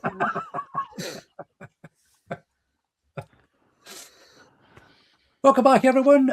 Second half of the trial of survival in the Polis Box Live. I've had a little look at the poll so far. The results. Very one-sided. I'm not going to tell you which side it is, though. Actually, No, it's very close. You'd be surprised. There's not much in it. Now's the time to vote. Option B, what Dave said, it is very close Oh, tonight. right, okay. So if you've not already voted, all you have to do is follow that ticket at the bottom there. Go to tinyurl.com/pblive49 or scan the QR code, which Dan has failed to find again. All the way down. That's Is it. it reverse of where we are? That way for me. Yeah, opposite direction. That way. Stick your phone towards that. Just do that for everything from now on. That's the universal sign of Polis Box now. That's it. Right. Kind of going. It's better. It's better than the other hand gesture we normally get, so I will take that. That one. If you've already done so, go to TinyURL, all that business, PB Live 49, or stick your phone towards that QR code. It'll take you to the poll, cast your vote, we'll reveal the results at the end of tonight's show. Right, let's carry on the trial then. Let's go back to Dan. Let's have another point for the defence of survival, please, Dan. Hello again. My second point for the panel is too broad and too deep for the small screen, mostly regarding sexuality in Doctor Who. Well, because obviously what comes after this is the New Adventures books, which try and be more adult. And when I say adult, I mean adult in that way. So in this, there's quite a lot of sex / gender / all that kind of issues type stuff that crops up a lot later on in television. So apparently there's a big lesbian subtext in this. So there's the hunt and the pussycat tendencies of the cheetah people, apparently, according to people in the know about this kind of thing. But then there's also a lot of just general Ace being a lady type thing, where she says things like, "I'm a woman now, Professor." But then again, she was doing that in Curse of Fenric before, so she's clearly at that age, even though she's about 25. She's meant to be 16 at this point, is she? I don't honestly know. How old is Ace at this point? Does anyone know? Got absolutely no idea. Does anyone care? 17, I think. Yeah. It feels like she should be about 15. Yeah, but Ronan Monroe basically was into that kind of thing, and pagan imagery comes into it as well. Things like the moon, and then womanly things involving the moon and cats and cheetah people and parks. So there's a lot of subtext. It doesn't all quite work out on the screen, but there's a lot of subtext in there about that. It's just a list of things. That's what writing is, basically. A list of things that you get people to do. You've got things like the relationship with Ace and Kara with her come hunting sister, which it could be that they're hunting for Minge. I don't really know what they're hunting for, but it could be that. Oh, wait a minute. He's called Mitch. I thought we'd done Mitch. Subtext. It's a subtext. Wait a minute. Have we just got another name for him now? Watching Mark slightly be sick into his mask there. Very good. I have to say though, one thing that I found really funny, the slow motion running scene where they're like, "Slow-mo running, sister." I found that really, really funny. It needed to like Benny Hill music. It would have been really funny. But also, again, like we've already said, they're kind of cats, but they're cheetah people, but they also howl like wolves. So is this a BBC thing? They haven't got all the sound effects. I'm not really sure, really. Also, you've got various other subtexty bits in it, such as Ace asking Kara, "But would you eat me?" And she says, weirdly, she says, "They only eat when they're hungry." It's not that kind of eating. They only eat when they're hungry, unlike, say, the urban fox hunters from Ace's friends, shaky. So that's the hand signal for wanker. The charity box thing that she's shaking. Hunt saboteurs thing. So again, that links into it, basically. In Perivel, you've got that bit, which kind of links to humans, hunting, cruelty, animals, survival of the fittest, lesbianism, all those kind of things. And so Ace gets affected more by the planet, so she's kind of a bit more in tune with her femininity, if you like. And she says that she can smell things as clear as pictures. I've never done that. Have you done that? Anybody done that? No. I've never smelt things as clear as pictures. I don't really understand what that is. Not even a quiet afternoon. I've never done it. No. Scratch and sniff, perhaps. We need to do a scratch and sniff version of the Polis Box. Anyway, sorry. I've learned also while researching this, apparently Sophie Aldred is allergic to cats, according to TARDIS Wiki, but it may not be true. It may be a euphemism. I don't really know. The cats are interesting in this. They kind of represent animals, but also femininity, perhaps. There's no cat movement by Rosalind de Winter, probably because they can't really move like cats, unfortunately. I like little bits with the cats that are quite good. Obviously, they don't look good. But I like when Kara needs some water and she laps it up like a cat, which is quite funny to watch Lisa Bowerman dressed up as a cat doing that. It's very like drama school. You're now a cat. How do you feel? What would you be doing? Ronan Monroe. Would you like me to be the cat? Oh, God. And now I'm Ruda Lenska. Oh, God. Oh, yeah. So many things going through my mind at this point. That would have been more appropriate, to be honest. Get George Galloway in with a fucking face painting or something.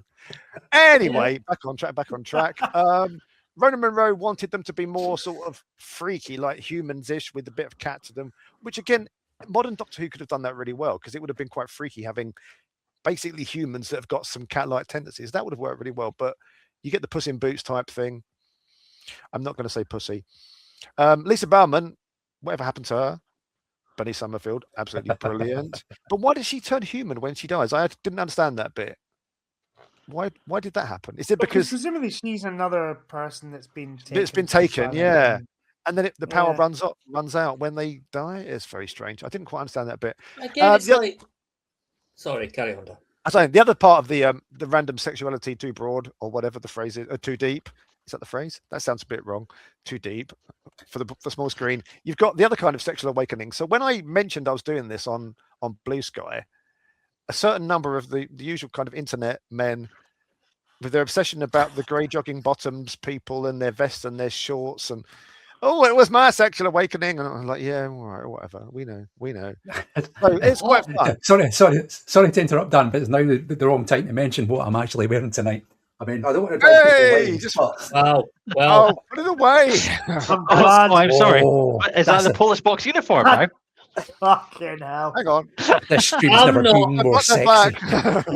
Anyway. Even joining not great. Yep. Cameron's wearing nothing from the waist down. Don't stand up.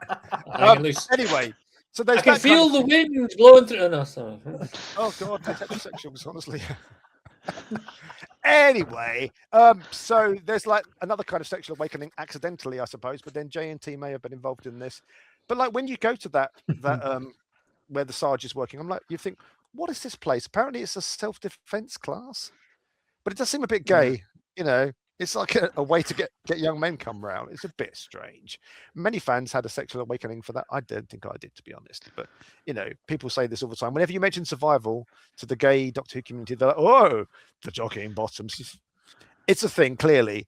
So you've got a lesbian subtext, which people miss. And then you've got the accidental other side of it, subtext, that isn't even a subtext, but people make it a text because that's just Doctor Who fans for you, basically, isn't it? Survival of the fittest. They're not that fit, really, are they, to be honest? And hilariously, of course, the guy in the jogging bottoms gets dragged off and he has his face eaten. So there you go. So to conclude, the show does not survive, but it's at its peak of its fitness, kind of. I don't know where I'm going at this point. I'll shut up. But yeah, so it does things with subtext that you don't normally get in Doctor Who. Whether that all works or not, I don't know, but it was good. Is this the moment where I, as a middle-aged straight man, are supposed to start talking about the lesbian overtones in survival? Please don't. Yeah, I'm going to say that's probably not going to happen. But anyway, are you serious that there's people? Sorry, just to get back to this point, I'm baffled. He's like, I'm not going to talk about it. I'm going to take my mask off. It's quite warm under it. You're going to get really. He's like, I'm not going to talk about the lesbian subtext, but I am going to comment as a heterosexual man on gay men attracted to men in I'm just entirely baffled that that's a thing. I don't get it, but it seems to be a thing with Doctor Who fans, and I find it fascinating. There's a lot of sweaty men in tank tops in this, so I mean, even before the grey tank tops, I can see how if it is a J&T, J&T must have been involved somewhere. who wants to watch an entire thing about sweaty men in tank tops? I mean, people do. I don't know. I know. I see what he did there. I don't know. Anyway, as opposed to yeah. So, I mean, there is about as much subtext as they could possibly be allowed to get away with. Yeah, exactly. Because obviously we are still very much in Section 28 country. And the no hanky panky in the TARDIS era. Yeah, well, yeah, exactly. There is no hanky panky in the TARDIS, regardless of whom. It's kind of, and again, it might have been more effective when we look at survival in the context of the entire of season 26. And again, we get this seeming notion that all 4 of these stories have had, in that we must pair Ace off with someone else from daycare to keep her like amused in the meantime. So have we not, had that the daughter of the family in I've forgotten the fucking name of it. Ghostlight, that was it. That memory blank there, and then the 2 lassies in Curse the Fenric, and then and the random Chinese lassie in Battlefield, who just crops up out of nowhere. It's never mentioned again. There's always seemingly something that they have to do that's like, to keep Ace occupied. Yeah, because obviously in the old days you've got more companions, so you can set them off and do their own little plot. But when they've just got one, they've got to have their own companion all the time. I mean, is the sort of cheetah woman? It's supposed to be Ace's friend, isn't it? And they know each other. I'm not sure. I don't think so. I thought they never met. Who is it at the end when she turns human? Who the fuck is that supposed to be? Just a woman. Just a woman who turned into. Random, all right. I thought when like she was part. I was getting the impression that it was going to build up to the fact that she was part of Ace's group of friends that she hung around with in Perivale. It'd be a very small world, but that's where I thought that was going, and I was like, that would probably make some level of sense. That would be the fact that Ace could, Ace could be worried that, oh God, my mate has turned into a fucking flesh-eating cat. Yeah, well, who? I mean, come on, look at us. I know. You are. Wouldn't it be really weird if I got really into this? Wouldn't it be fucking? I was just thinking wear it all the time now. Just go out like it. Imagine I just fucking get a tail as well. You could have a tail like those weirdos on the internet that dress like dogs and cats. You could have a tail. Yeah. Like the manga things, I don't look at. I don't like them. It's worrying, isn't it? Mark, I will give you 50 quid out of my own wallet if you go and pick a fight in a taxi queue in Darlington wearing that mask. Right, I'll be back. Don't forget the one in the mask. Yeah. No, it'd be whiskers. It'd be whiskers. That's true. Actually, it would be kind of more that, wouldn't it? Yeah. Like a reverse version. Yeah, whiskers. Okay, so yes. Apparently, obviously, we are told. Well, I am told anyway that there are lesbian undertones with this. Fair enough. As I say, I don't think it's something I could really fucking comment on. It's a straight. Gareth Bowley on the old cheetah thing. Gareth Bowley does bring up this point. He says that she's a reflection of what Ace had become, or could become, rather. Of course, yeah. So, again, can't you ride a horse? A lesbian. She could become a lesbian. 1 week it's like on the BBC. Sexuality. Dear Lord. Well, yeah. But I say, my argument again would be that it would be far more effective if this had been a standalone thing, that she had met this person, rather than this has been the template throughout this entire 4 stories, which does dilute the whole impact of the whole thing greatly. Okay. There we go. There you are. Okay. Any more on that particular point? Are we good? Nope, I think we're good. We're good? Yeah. Okay. All right, then let's move on to the next one then, which will be Dave. Dave, let's have the next point for the prosecution of survival, please. This is a relatively small one, but I'd like to thank Mark for helping me with this. The cheetah people costumes. Oh, what are you on about? God, I'm putting that back on. Like terrible. So, as we've discussed, we've got the whole relationship, the burgeoning relationship between Ace and one of the cheetah people. And so they decide to put her in a full head mask so that you can't see any facial expressions on the cheetah people whatsoever. If it had just been a half mask like Mark's got on, you could see her face, the bottom of half her face, that would have been better. Because you could see her smile or sadness, whatever. Exactly. Thank you again, Mark. Even if they'd just done a cheetah costume and face paint, it would have been more emotive, easier to Hang on, a understand. cheetah costume and face paint would have looked like what's his name in Phoenix Nights when he gets when they do the family fun day. Yes, and it would have been better for the characters than what we've got here, especially with when she dies, the sudden snap at the end, and it's not like she molts. It's just the traditional BBC dissolve of, oh look, she's a person now.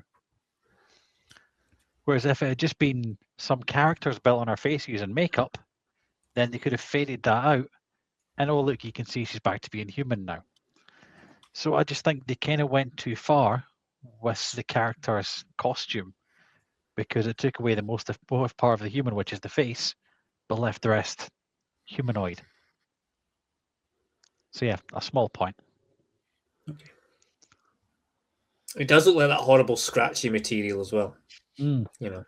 Yeah, they're in a like boiling really, hot, they're in a boiling hot really quarry as well. staticky kind of that horrible stuff. Because was it not Somehow like your nails always the catch on turning it. of spring into summer or something when they were filming Yeah, it? they were So it was just really having a heat wave. Yeah, if they broadcast it in December, then yeah, this probably would have been like what, May, June time. It's always probably. too hot or too cold, depending on what you don't want when you make Doctor Who. I don't know why. Yeah, I think it is that. It's sadists, Like, basically.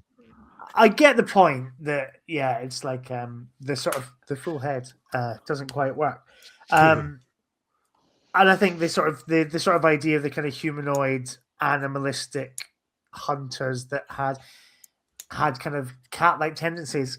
I think everybody thinks, oh, that would be better, but I do wonder if would that be better, or would it be a lot of people just kind of going, you know, camped up like they were in Cats. Like they were in like an Andrew Lloyd Webber musical. And we all saw the live action Cats, didn't we? Right? Yeah. I've seen the stage version of Cats. Fucking dreadful. And I feel like, you know, at least with the full head and the kind of the sort of silly costumes, it is at least we're watching Doctor Who. You know? Like that's fine. It's very Doctor Who though, isn't it? You know. Yeah, exactly. We love it. It's also sure the thing about it it is, is, like, but you know, but they're for all the nice. talk of Apart from when they eat people's faces, but they're nice. for all the talk of running forever and listening to the blood in your ear or whatever the fuck that is, there's a lot of horses. A lot of horses. Yeah. You know, it's a bit like, you know, I could run, but I can't be arsed. I'll just take a horse. Yeah, but have you ever seen that picture of that monkey riding the horse? No. Dressed as a cat. Incredible. I'll send it later. Okay. On the point about the cheetah faces, Gareth Bowley's been in touch to say that a human face would given away that these were humans once. So the full cat. They're already humanoid. They're already humanoid. Arms and legs. Mid-turn. They're on the turn. Do they use litter trays, do you think? Or do they? I don't know. I think they just bury their own shit. To be honest. Just the size of a spare room. Yeah. Get One of away. those tents just full of it. Yeah. One of those tensions is massive gravel pit. That's why the Doctor pulls the face before he opens up his umbrella. It's just stinks in here. Stinks. Yeah. Gareth does say it could have been worse. Sorry. Gareth says it could have been worse. It could have looked like Henry's cat. Yep. Or indeed Mog the cat. So, you know. Indeed. We've got the better end of the deal. Oh, indeed.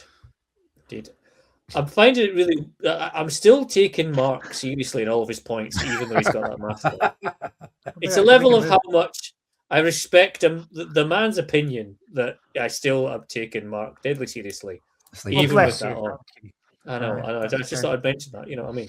Well, I just try to find the picture of the monkey riding the horse, and this is a thing about how the internet has changed in the past 10 years since I first saw that photo. I've googled it, and it's just all AI slop. No. You know, it's like none of I it's bet actually.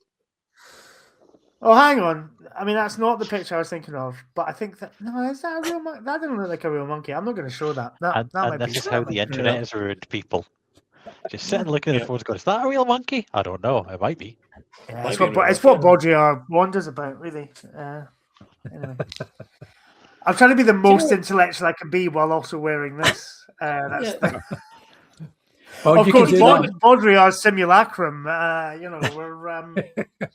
Do you remember, well, like, you can do that, Mark, but you have upset Gareth Bowie. He's just going bad cat man now. You've scarred the man. Sorry, Cam, on you go. I was just saying, do you remember 20 years ago, we were all sat there checking our MySpaces and, and sending photos and messages to each other. If anyone ever point, like, in 20 years' time, you'll be getting messages and photos and going, yeah, but is it real? That would have been just like, what is life? The internet's ruined it. It was nice when it was just for nerds. Now the normal people have got the internet. And... I just think we need to switch. We need to switch the whole thing off and then start again. New internet, like the Doctor Who Flux with the universe, but just the internet. Yeah, just the internet's gone. It's gone now. Overnight. Yep. We're all back to writing letters with quills again. Dying art. And at the end of it all, we'll still get David Bloody Tennant. Yep. All sat going, it means I have to phone people.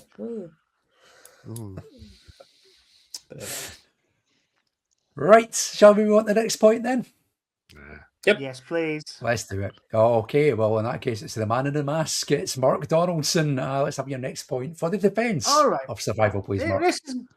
This is not a big one, but home, the idea of home, right? I think that's like a theme that's kind of maybe not talked about as much in survival. I am going to take this off. It's silly. Am I? No, I am actually, because it's quite sweaty and scratchy. I was going to say you look. I'm getting the full immersive Lisa Barrowman experience here. I know what it was like for her. And you monsters saying that the costumes were terrible. Anyway, the idea of home in this, I think, is a kind of it's not talked about as much as the lesbian subtext, the masculinity, the primal nature of man and beast. Because actually, Ace coming, I find it quite relatable. The idea that we've had season 26 has very much been about Ace confronting her fears. So the fucking she burned down a house in Perryville not long before she was whisked away by the time storm. She confronts her issues with her mum.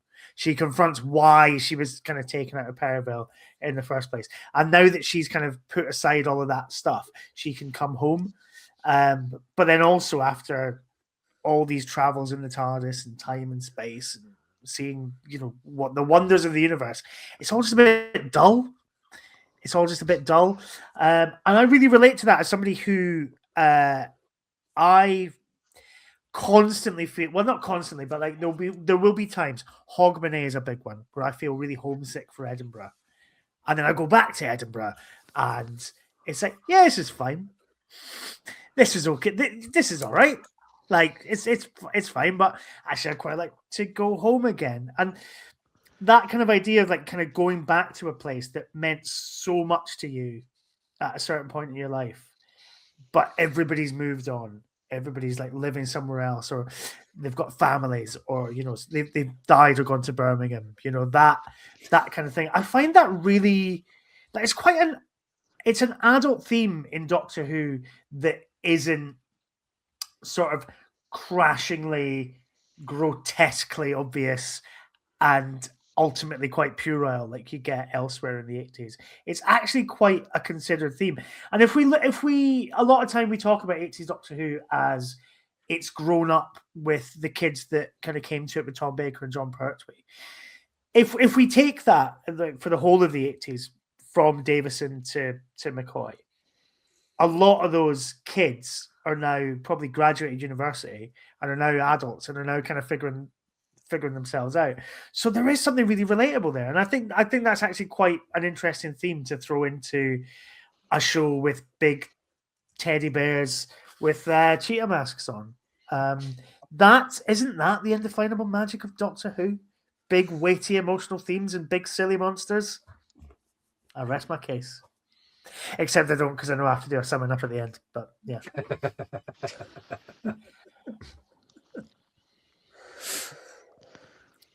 So, I wanted to argue the case that this is essentially.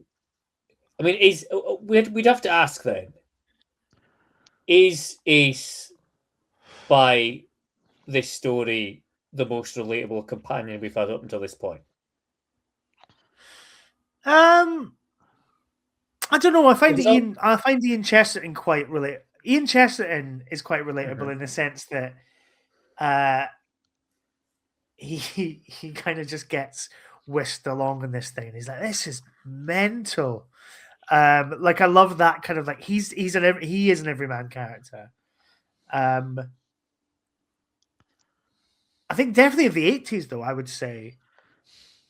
I think I feel like we lose related, but when Liz Sladen leaves, I think relating to the companions kind of goes out the window a bit. But maybe that's, I don't know. I think if you're the viewer at the time when it aired, she's probably the most relatable. Because you're not going to watch and go, "Oh yes, I'm a journalist," just like that. No, you're going to go, "Oh, I'm a teenager," or I can remember being a teenager not long ago. Yeah, and I remember my home being where I didn't want to be until I wasn't there anymore, and then it's the only place I want to be. Yeah. I mean, I'm trying to think what Perry's probably not as down to earth. It depends. If you're like constantly getting perved over by men all the time, then Perry's your most relatable companion. Often, Dan, every day. If you do is like never program computers and just drink carrot juice and be really perky, then Melanie is your woman.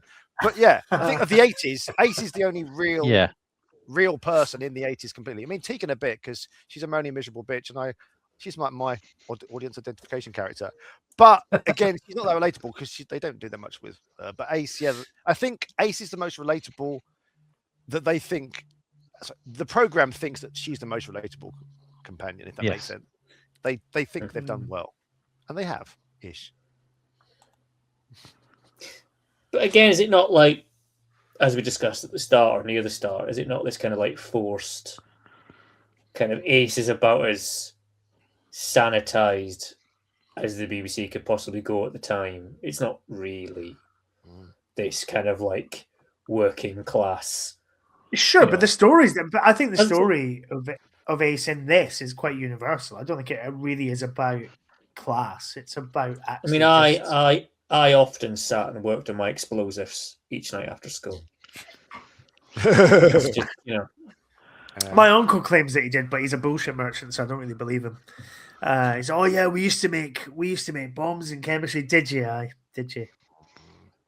Oh, yeah. But yeah, I mean, did anyone here have a rope ladder in their rucksack? No, but no, not really. No. Not really. Ace is basically the sonic screwdriver, isn't she? In some ways. Yes. But that works. True. Yeah. That's what she is. Yeah.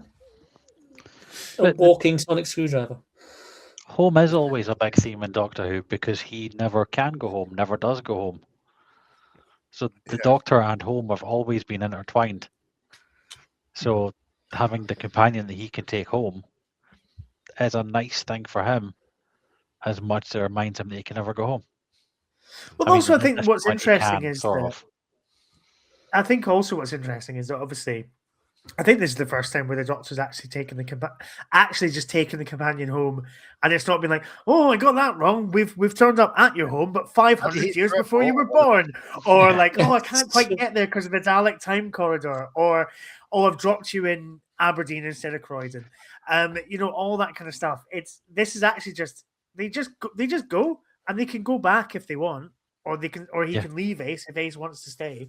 Like it's just quite a normal little trip back home, which actually kind of, I think, as Dan said earlier, kind of I think does lead to what we get in the new series, where sometimes maybe that's a bit there is too much of a fast return switch when it comes to going home, and it makes it kind of less special as that kind of goes on. And that relates to the television in 2005, where people wanted that grounding in reality, didn't they? So Yeah. that's why they did that. But yeah, I know what you mean.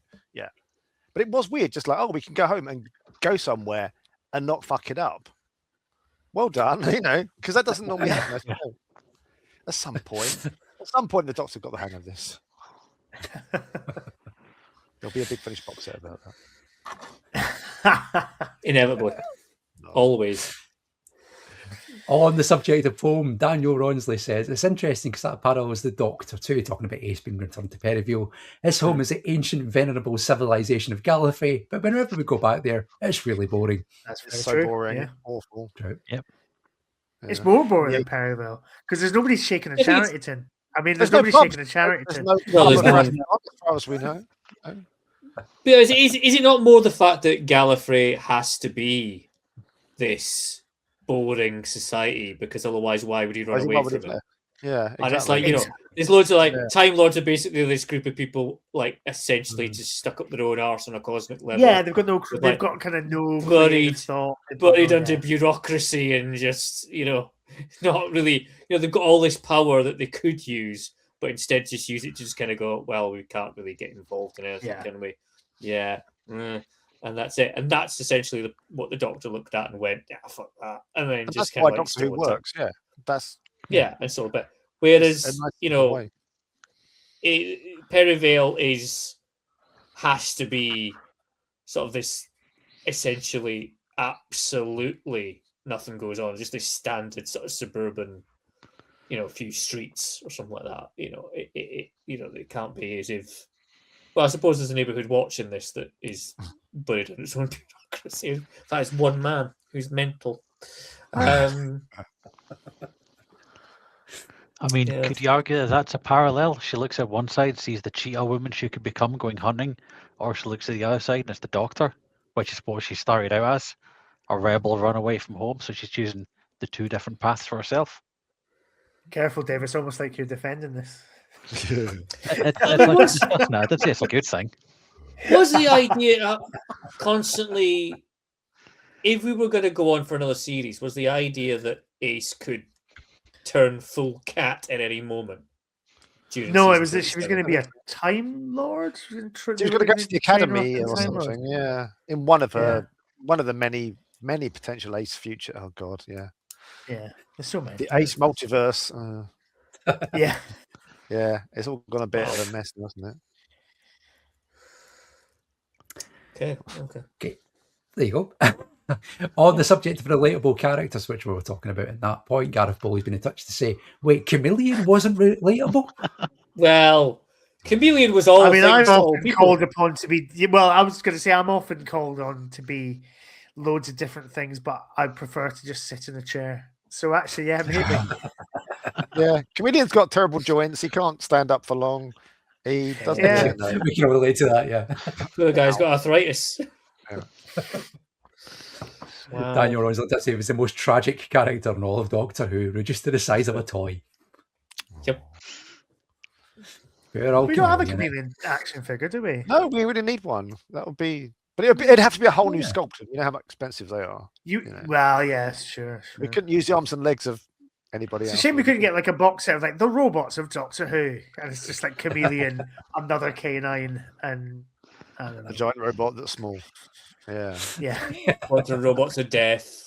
Not to scale. Or you could just have a D80, whatever it is. Yeah. The entirety of Androids of Tara. Lee's face just goes.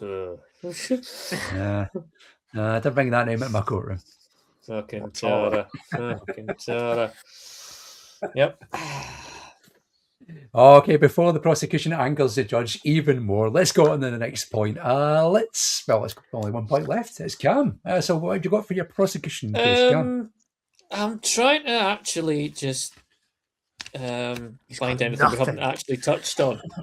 He's got nothing on us. He's got nothing on us. Oh, there's a couple ones I could maybe go for. Two halves. Number one, because I might as well use them up now. If we're going to assume that Doctor Who is often accused of being running round in a quarry, I'll give you this as patient zero, that this is essentially a story about running round in a quarry. We kind of touched it earlier. What are you talking about? The hand? Have you never seen The Hand Affair? Yeah, at least I had a fucking bloody. It's actually in a quarry. Yeah, but this is just like they're running round the same fucking hill all the time. It would have been nice to have at least something to kind of like ground that these That's cat loads of people Doctor Who's. aren't. Yeah, I know, but this is like an entire fucking story based on them literally running around all over It's the because place. it's not. It's the one that isn't in the studio.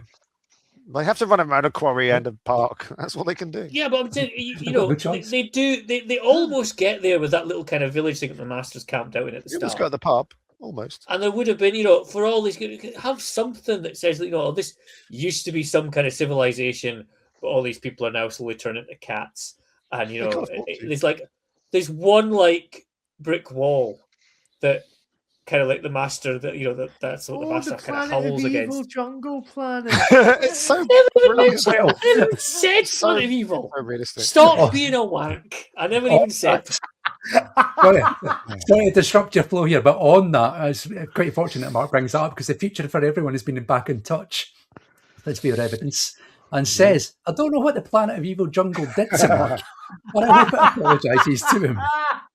I just watched 3 Poolish Planet of Evil, so I don't have a romanticised idea of the jungle. The mood of it all still stands. A survival filmed at its first choice on Neffley sand dunes in South Wales. Maybe I'd feel differently. Yep. There you go. Well, I feel very bad there. It's just, do you know, it's just one of those things where, like, you know, when everybody tells you how good something is, you're always just a little bit kind of bristle against it. That's where I am with it. Yep. I mean, it has got a very good jungle. Just to put this to rest, but the story is the worst one of that season. So you know, the jungle doesn't count for that much. What was my last thing that I was going to go two halves? You've got another one, haven't you? Also, yes, some of the scenes in this drag on like fuck. I'm mainly thinking that one where they're all fighting. Well, the cat people are fighting the humans, and the humans are basically running around. You've got the Doctor who seems to stand in the middle of the whole thing, and about 4 times, it seems like 4 times saying, "Don't run!" Then it's like that. It goes on for like 5 minutes, and there's a lot of just. I say the slow motion part you were talking about as well, Dan. That, you know, Yeah, fucking it's hilarious. very weird. Yeah, it just kind of like there's a lot of this kind of going. Could be a little bit punchier. Could get, you know, you've made your point, but it's just kind of hanging around now. There's a lot of this that could have just been sped up. In defense of the don't run bit, it does give us the great outtake of Sylvester McCoy going, "Don't fucking run!" Like, it's great. So, you know, we wouldn't have that. They should have just put that in. You know, left it in. They were going out anyway. You might as well just left it in. You go down very, slinging, very, yeah. you know, we're very, very sorry that we left it in. So yeah, starting probably 2 final points. It drags on a lot through the scenes, and it's essentially the Doctor Who story about running around a quarry. Fuck Hand of Fear, man. It's not that. It's this. It's this. This is running through a quarry. I'm sorry, but the Hand of Fear is the one where the Doctor and Sarah land in a quarry and they go, "Oh, where have we landed this time? Oh, it's a quarry." That's where the gag about. That's where the public perception of. At least the show calls it out. That at least admits it. Yeah, that's what I mean. That admits it. This just tries to hide the fact. No. Here we are. It's either boarding house and estate or fucking quarry. That's all you've got in this. That's all you've Swing got. Park. Yeah, a swing park that you hide in. Halo Pace's shop that makes no sense. Yeah, you've got a corner shop, man. What more do you want? Yeah, you've got Halo Pace table and a manky old cat. In my head, and a manky old cat. Up next, ITV one. I got the shop confused with the corner shop in Stella Street. I thought it was going to be like Jagger. That would have been amazing. That would have been. Imagine that. Yeah, perfect. Keith, we ran out of melons again. Saying the prisoner is thinking about into the cat burned. Yeah, there you go. That's me done. Oh, yeah, is that you? Okay, that's me. Yeah, we can all move on now. We can move on with our lives, right? Any more on that point, or shall we go to closing statements? All good. Yep. All right. Summing up it is then. Okay, let's go around in the same order then. So, Dan, do you want to give us your summing up as to why Survival is not guilty of crimes against Doctor Who, please? Yes, I can. Before I do that, one interesting fact as well, that Sylvester McCoy, Sophie Aldred and Anthony Ainley all have the same birthday, which is really quite weird. Yeah. Why is that? Did they? It's all very complicated. Anyway, right. The reason why it takes the show somewhere new that we haven't been before, and we'll go to again, and maybe again and again a bit too much, as we know in the future. But at the time, it does something new with Doctor Who that sets a new template, so that's nice. It tries to make the show a bit more layered and grown up in inverted commas, again, which happens later on with the books. It tries to do something more with the companion, make them more well-rounded. It's dripping with lesbian subtext. So that's nice. There's a street gang who look like they're ready for a dance-off in that kind of Run DMC, Jason Nevins video type of way. But in the end, they just had that big fight on the hill, which we don't talk about. That bit is quite shit, really. We're not going to mention the giant. No one's mentioned the exploding motorbike bit because it is just fucking awful, basically. This is Doctor Who discovers toxic masculinity, which is quite good. The survival of the fittest keeps getting mentioned. Midge is basically one of those cunts who is popular on the Instagram now for being toxic and masculine that the young people all worship or are scared of. I don't really understand all this, but he's very much brainwashed by an older man with lots of suggestion to rattle off all this nonsense. So that's good. He goes to youth club wearing shades and a leather jacket. I'm not sure what that's about. Very strange. So basically, yeah, it tries something new. It mostly succeeds. It sets the tone for the future Doctor Who. So well done, Survival. I was going to say, are you saying Anthony Ainley is Andrew Tate? Is that what you're saying? Anthony Ainley wasn't bald though. Yeah, maybe. And it's less HS ticky tocky and more HS midgy. I don't know what we're talking about now. Moggy? Oh, that's good. Midgy Moggy. Very good. Lee's seen a There's a hell of a reach when you got there. Right. Okay, Dave, you're up next. So let's have your summing up as to why Survival is guilty of crimes against Doctor Who, please. So, Disaffected Youth is fine when it's done properly, but this is Rada does oik. It all feels very, why don't you? They've got so it doesn't feel like it's properly the place that we think Ace is meant to come from. We touched on the stunt casting of Hale and Pace, but it brings nothing to the story except they get a chance to do a bit of comedy. When it comes to cat stories and Doctor Who, you've got this in third place, which is surprising because you've got the one where nurses surprisingly are cats, because cats are really caring about people. And you've got the one where people get stuck in traffic and fuck their cats and have hybrid babies. How does this come third behind that? That's how bad it is. So, were you saying this comes third? What, just in your general? Yeah. Not an official list. New Earth so much. Yeah. I don't think you believe that. I don't think you believe that Survival's worse than New Earth. Oh, I do. You're just playing. I'll give you Gridlock because Gridlock's good, but it's not as good as Survival. But I'll give you at least I believe that you may think that. But come on. That's very kind of you, Mark. Thank you. You've given me permission to have my own thoughts. I got so angry I turned into a cheetah again. But I think the reason that this is most guilty is because of the way people view it. If it wasn't for the fact that this was the last episode, nobody would defend it this strongly. They'd go, that's actually quite a shite story. It's overpowered with the lesbian subtext. The story makes no sense. The characters don't develop for the most part, which I used as a point earlier. So it's just guilty. The fact that it's the last episode doesn't mean it's any less guilty, but I think that's why people vote it not guilty. Okay. Because the first VHS they bought. Naming no names.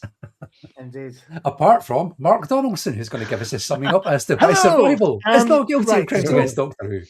Well, Lee, you're Lee. You have teed me up quite nicely, but so was Dave.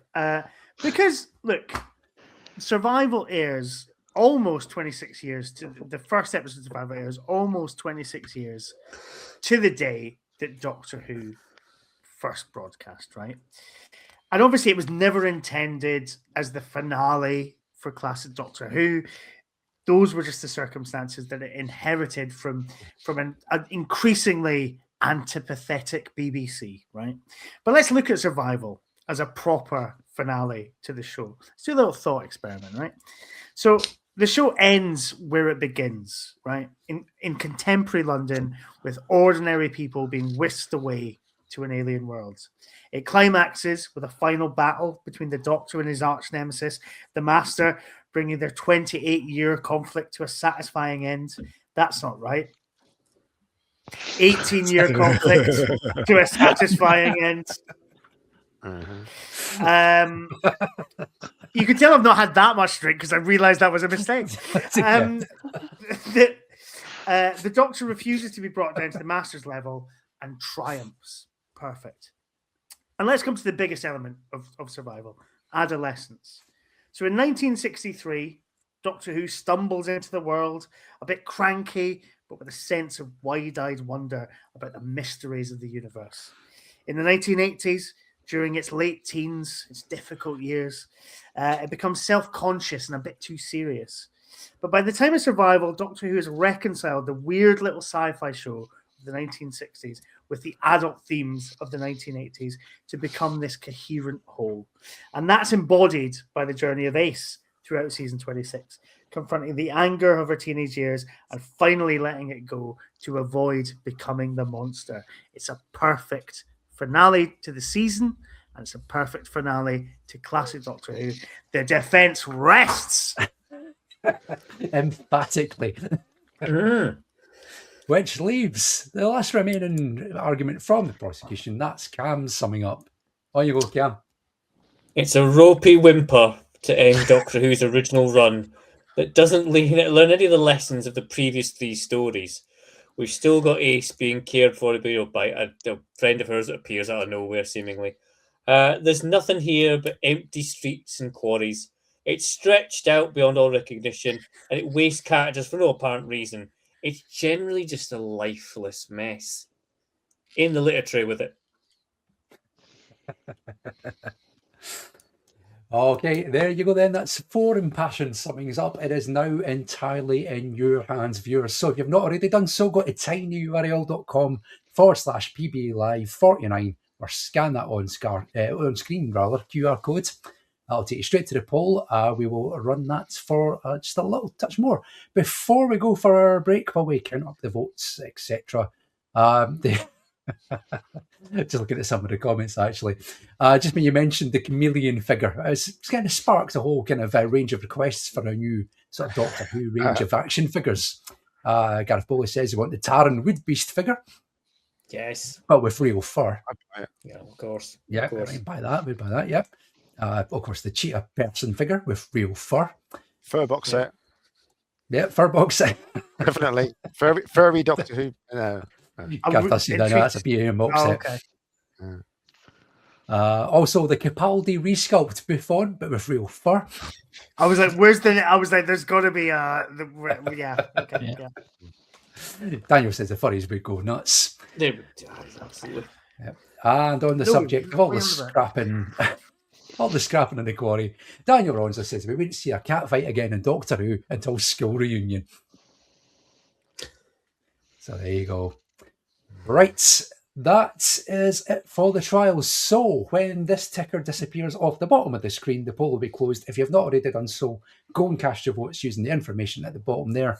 When we come back, we will reveal whether Survival is guilty or not guilty of crimes against Doctor Who. We'll see you very, very shortly.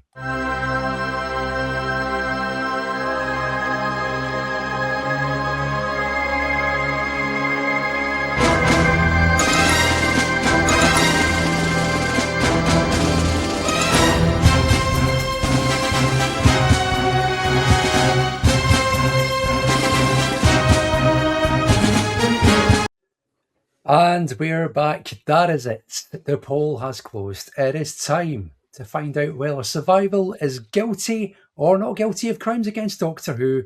Here is how you, the viewers, have voted.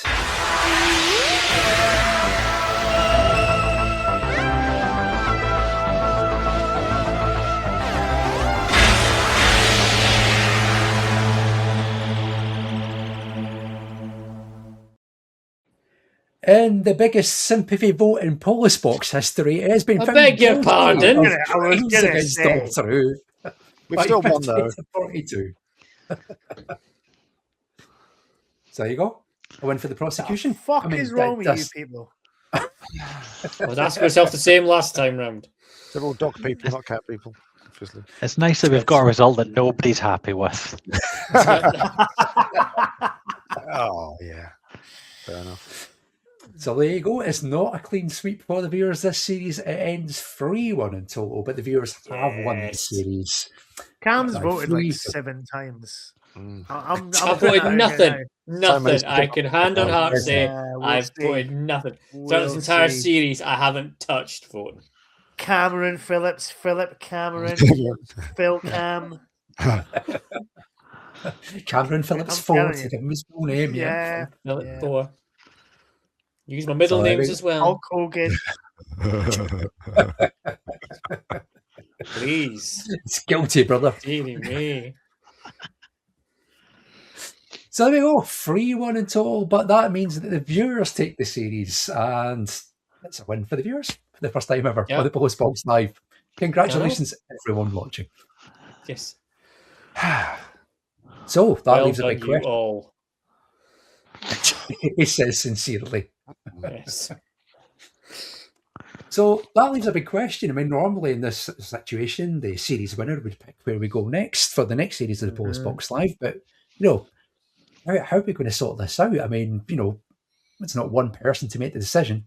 I'll tell you how we sort this out. We go to the classified result.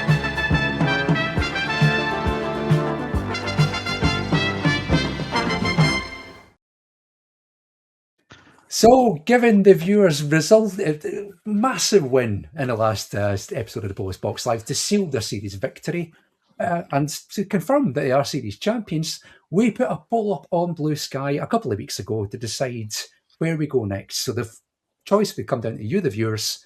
You get to decide which series of Doctor Who we prosecute in Series 9 of the Polis Box. So, are you ready to see your fate? Actually, before we do that, I should point out, we haven't decided who's going to defend or prosecute on the next series. So, between Cam and Dave, because you can't go together again. We've had our novelty series where you're joining forces. and We holding hands need to across get the line. back to full hostilities.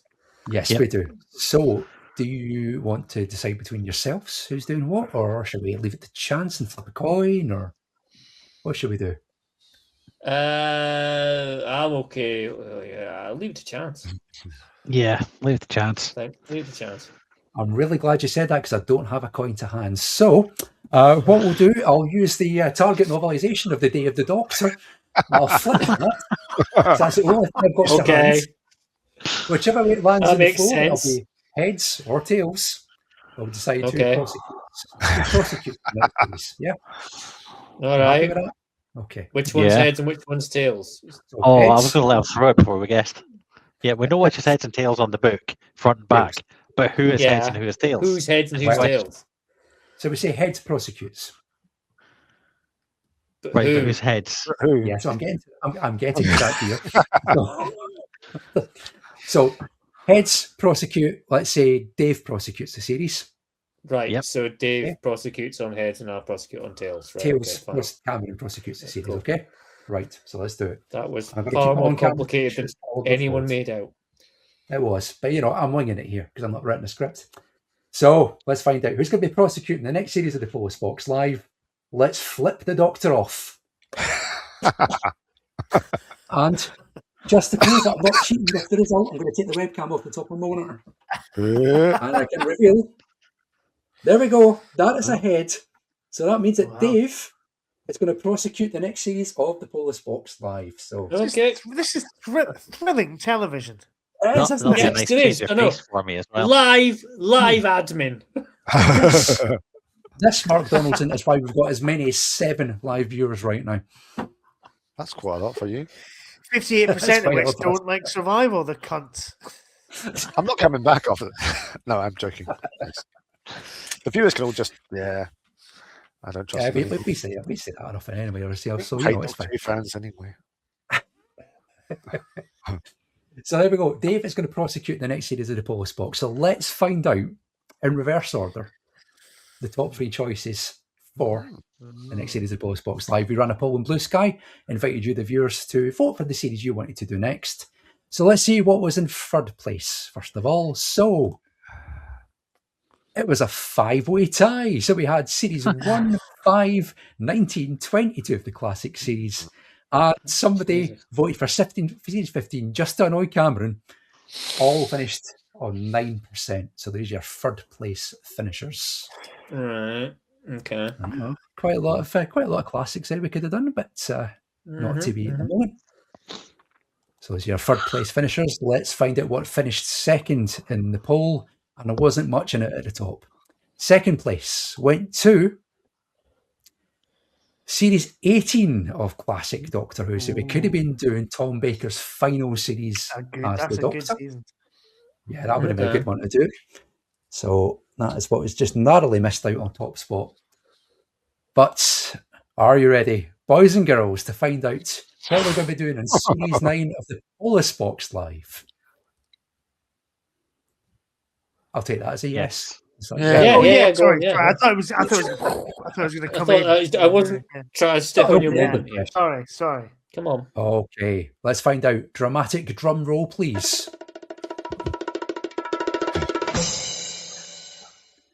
Series 9 of the Polis Box Live, we will be putting on trial the winner by 17%. It's Series 3 of the new series of Doctor Who.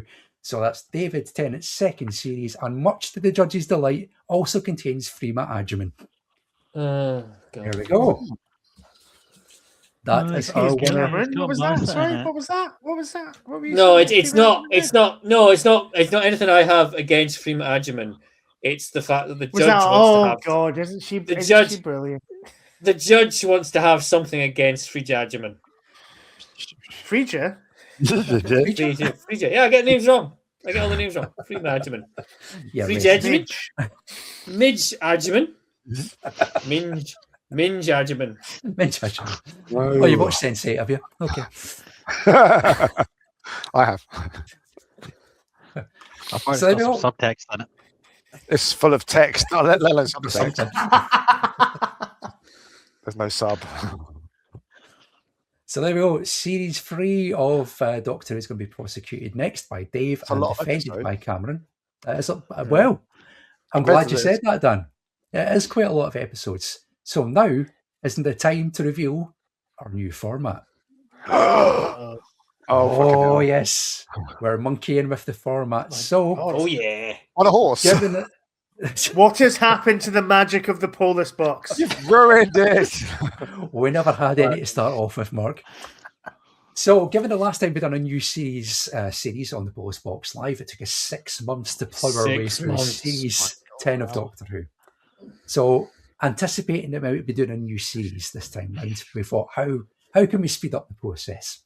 So what we're going to do now, on every series of the Polis Box Live, we're going to make it a best of 3 format. So what will happen is Cameron and Dave will pick one story from the selected series to support their case as to why they think the entire series is guilty or not guilty of crimes against Doctor Who. So, for example, Series 2 is selected. Dave, as prosecutor, could select Love and Monsters as his choice to contend the series to a guilty verdict, but of course Cameron would pick his favourite, Fear Her, to defend. I don't think that would ever happen. Well, you never know. But here's the twist. The remaining choice for the third episode and a potential series decider will fall to you, the viewers.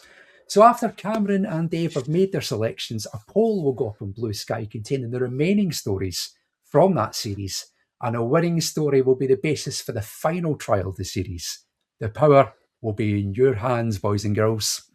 Yep. So I'm not sure about this. This means less Polis Box. That's what this means. So it's only 3 episodes then. I'm very, very tired. Yeah? Is that right? You're also very, very tired as well. We'll do 3 episodes. I'm very Friday.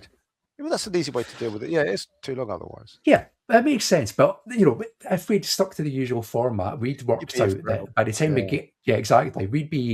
I'd be 60 by the time we finally got to the end of this, which is ages away. We would all be Not pushing that far. pensionable age. So We'd all have like Six the foot, watching us across a motorway at that point, wouldn't we? Yeah. Come on. Go on, hurry Yeah, up. that works. Just die already. So there you go. That's going to be our new format. Every series is going to be a best of 3 format. Yep. That applies to the classic series as well. So that is I what have we're a going to be doing with the question. Polis Box Live going forward. Yes, Dave. I take it multi-part stories count as one story. Yes, they do. Yeah. So Human Nature, Family of Blood would be one choice, for example. Yep. That's correct. Yes. Yeah, Any yeah. 2-part or 3-part would count as such. What are And you the going to Christmas special was prosecute in with there. So there you go. Absolutely nothing. Now, I'm not going to ask you to I'm make going a to choice prosecute just with now. Blink, aren't I? Fucking hell.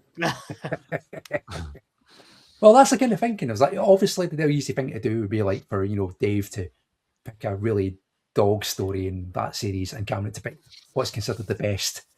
Hence the title decider, it comes down to you, the viewer. So you can pick something that's maybe sits in the middle. So it always might come down to a title decider each series. So we'll see how it works out. But that's the plan going forward. Cam, Dave, I'm not going to ask you to pick just now unless you really want to. No, give me a couple of days. Okay, we're going to take some time to consider that. Gridlock is in there. So, you know. True. Well, yeah, it's your It is in favorite there. fucking story of all time. Yeah. Which you might prosecute. Who knows? So we got this. What's it? Shakespeare Code. We got Smith and Jones, yep. Shakespeare Family of Code, Blood, like you Gridlock. say. You must Alex say and Strong, Manhattan. it is a strong series, that. Harriman trilogy. Yep. Harriman trilogy. All 3 balls of it, yeah. Yep. It's a good one. It's a good one. It's a good one to do. There we go. There's plenty to And pick crucially, from. no telly snaps and no Fear Her, because if it was Fear Her, I wouldn't bother turning up. I'd be skipping that night. We did a fake Cam rather than a fake day for that. I'd be really, really busy that night. Whatever night it was, I would just be busy. So, yeah. So there you go. That's going to be our new format going forward, starting with the next series of the Polis Box Live, which will be series 3 of the new series. Keep an eye on Blue Sky. We will put a post up with the choices of Cam and Dave and the link to the poll where you get to decide which is going to be the title decider on that If anyone series. follows me on Blue Sky, I'll probably stick it on there as well. So if you like Triple H on Blue Sky, then I'll probably stick it on my own one as well. And just say, I'll tell Lee as well. Of course, because he I might need to know this sort of thing. He might need to know, yeah. Yeah. It'd be handy. It's almost like I've got to prepare things and book guests and, book that may come in guests handy. and, Yeah. And Useful do all stuff the for our life. graphics and music and shit like that, Yeah. I just turn up and talk. Yeah. Only no, if it's Fear Her, I wouldn't turn up. So there we go. That's the I don't even plans have any going social media. So I He just turn up doesn't, and talk, which is and a that's it. television, Dave. Yeah. So there you go. That's our plans going forward. Starting at roughly about the end of next month, we'll do series 3, and that'll be what we do going forward. Tonight, though, Survival has been found guilty of crimes against Doctor Who. And Mark, Dan, thanks very much for joining us. It's been a pleasure to have you both on. Well, it's clearly not been a pleasure for the viewers. Voting. Yeah. Got your mask on and everything. I know, all that effort. For not. I'm never coming back here. Yeah, you will. So, what we've got here... Where else am I going to go? So that sounded sadder than I meant it. I meant it in a sarcastic way. Yes, hey, when's on the time lash coming It back? definitely came across as, where else am I going to go? Nowhere. Well, to answer Cameron's question, let's get into that. Mark, where can people find you? And is there such a thing as On the Time Lash coming back at any point? Sure. So On the Time Lash is back in May, May the 4th. Hopefully we don't clash with any other kind of big sci-fi celebrations. I'm not sure. But yeah, so we're going to try. The plan is the reason we're back on May the 4th is that's going to be the Church from Ruby Road and State of Decay. And then from the week after that, it's going to be kind of day and date with whatever the date was of the original episode. So we're celebrating the 2nd anniversary of Space Babies on the 11th of March. And then for Eurovision, it's going to be the Devil's Chord, etc., etc., etc. So that's the plan. Okay. So yes, On the Time Lash, full strength on the time lash back in May. Yeah, from the 4th of May. Excellent. Looking forward to that already. Dan, what about yourself? Where can people find you, or indeed hear you? You can find me looking at geese. You can. That sounds terrible.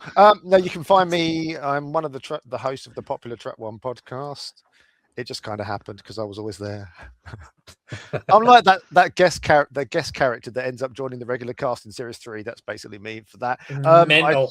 I turn up far too often on nostalgia tours. I've got 3 coming up. I don't know why. Moran Chess Club, the Peter Davison podcast. I turn up on that quite a bit as well. Yeah, and I'm just on the internet everywhere and at things, at the BFI, at Utopia, at Hooverville, just everywhere really. Sorry. See you at Hooverville. He's a man of many things. Because it's fun. Doctor Who has to be fun, and it's fun. It has to be fun sometimes. Oh, so there we go. That is it for tonight. We are going to finish on a bit of a flourish because we've got a little musical treat coming up for you. It's going to be the sound of the summer. Let's just put it this way. So that's coming up in just a moment. But in the meantime, there are worlds out there with the seas asleep and the rivers dream. People made of smoke and cities made of song. Some where there's danger, some where there's injustice, and someone else, the tea's getting cold. Come on, Dave and Cam, we've got Series 3 to do. Beautiful. Thank you. Right. Amazing. Just give me the BAFTA. Give me the BAFTA. Tear in the eye. Well done. Michael Grade's on the phone. He wants the words. Do you want a quick word, Lee? Yeah. Do you fancy doing a movie in about 7 years' time? Always fancied a trip to Vancouver, so yeah, that'd be good. We'll be doing Panto at Christmas. Forever and ever. Amen. Come and see us in Bridlington. I'll be right laugh. Yeah, it'll be brilliant. That's it for tonight, and indeed for this series of the Polis Box Live. We will see you towards the end of next month. A date yet to be determined. But to sing us out tonight, we've got the hitmaker himself, the voice of our balls, Mr. Daniel Rawnsley, bringing us the eye of survival. We'll see you next month for our series of the Polis Box Live. Until then, good night, everybody. Good night, folks. Good night.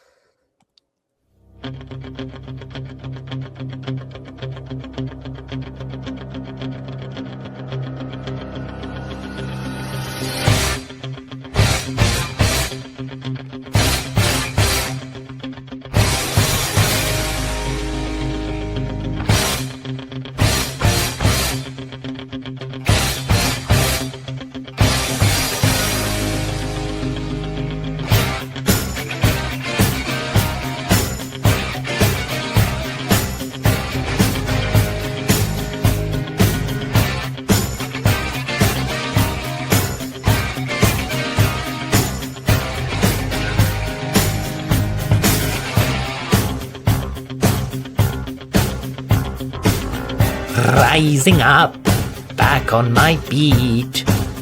Travelled through time, took some chances. Went quite a distance, didn't make it to Crete. Just a Time Lord and his will to survive. So many times, it happened so fast. I traded my childhood for jollies. Been to the future and I've traipsed through the past. Pretty wicked that I'm actually still alive. It's the eyes of a cheater, it's the fight of our lives. Rising up to the challenge of our rivals. And the master experiments with felines in the night. Now he's watching us all with the eyes of survival. Face to face, out in the heat, trapped together, power hungry. We meet again for a final defeat. Just the strongest and the fittest can survive. With the eyes of a Time Lord in the fight of our lives, winding up with no chances of revival. And the show won't get cancelled, but who knows, it just might, leaving nothing to watch past the end of survival.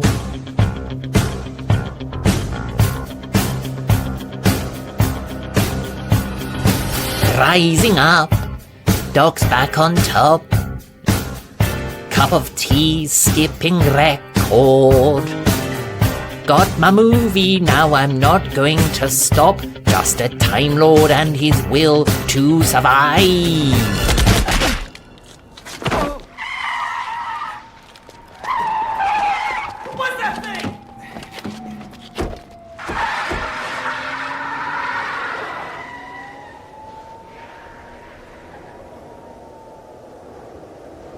I am Sutek the Destroyer.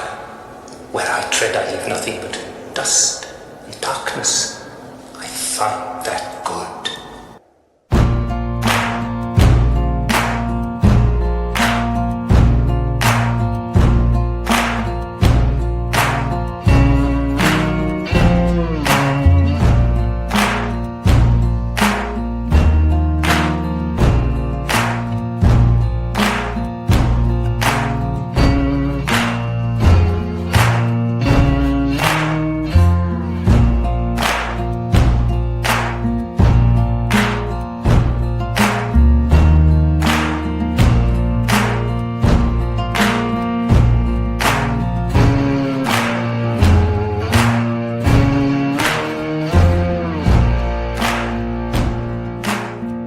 Classic.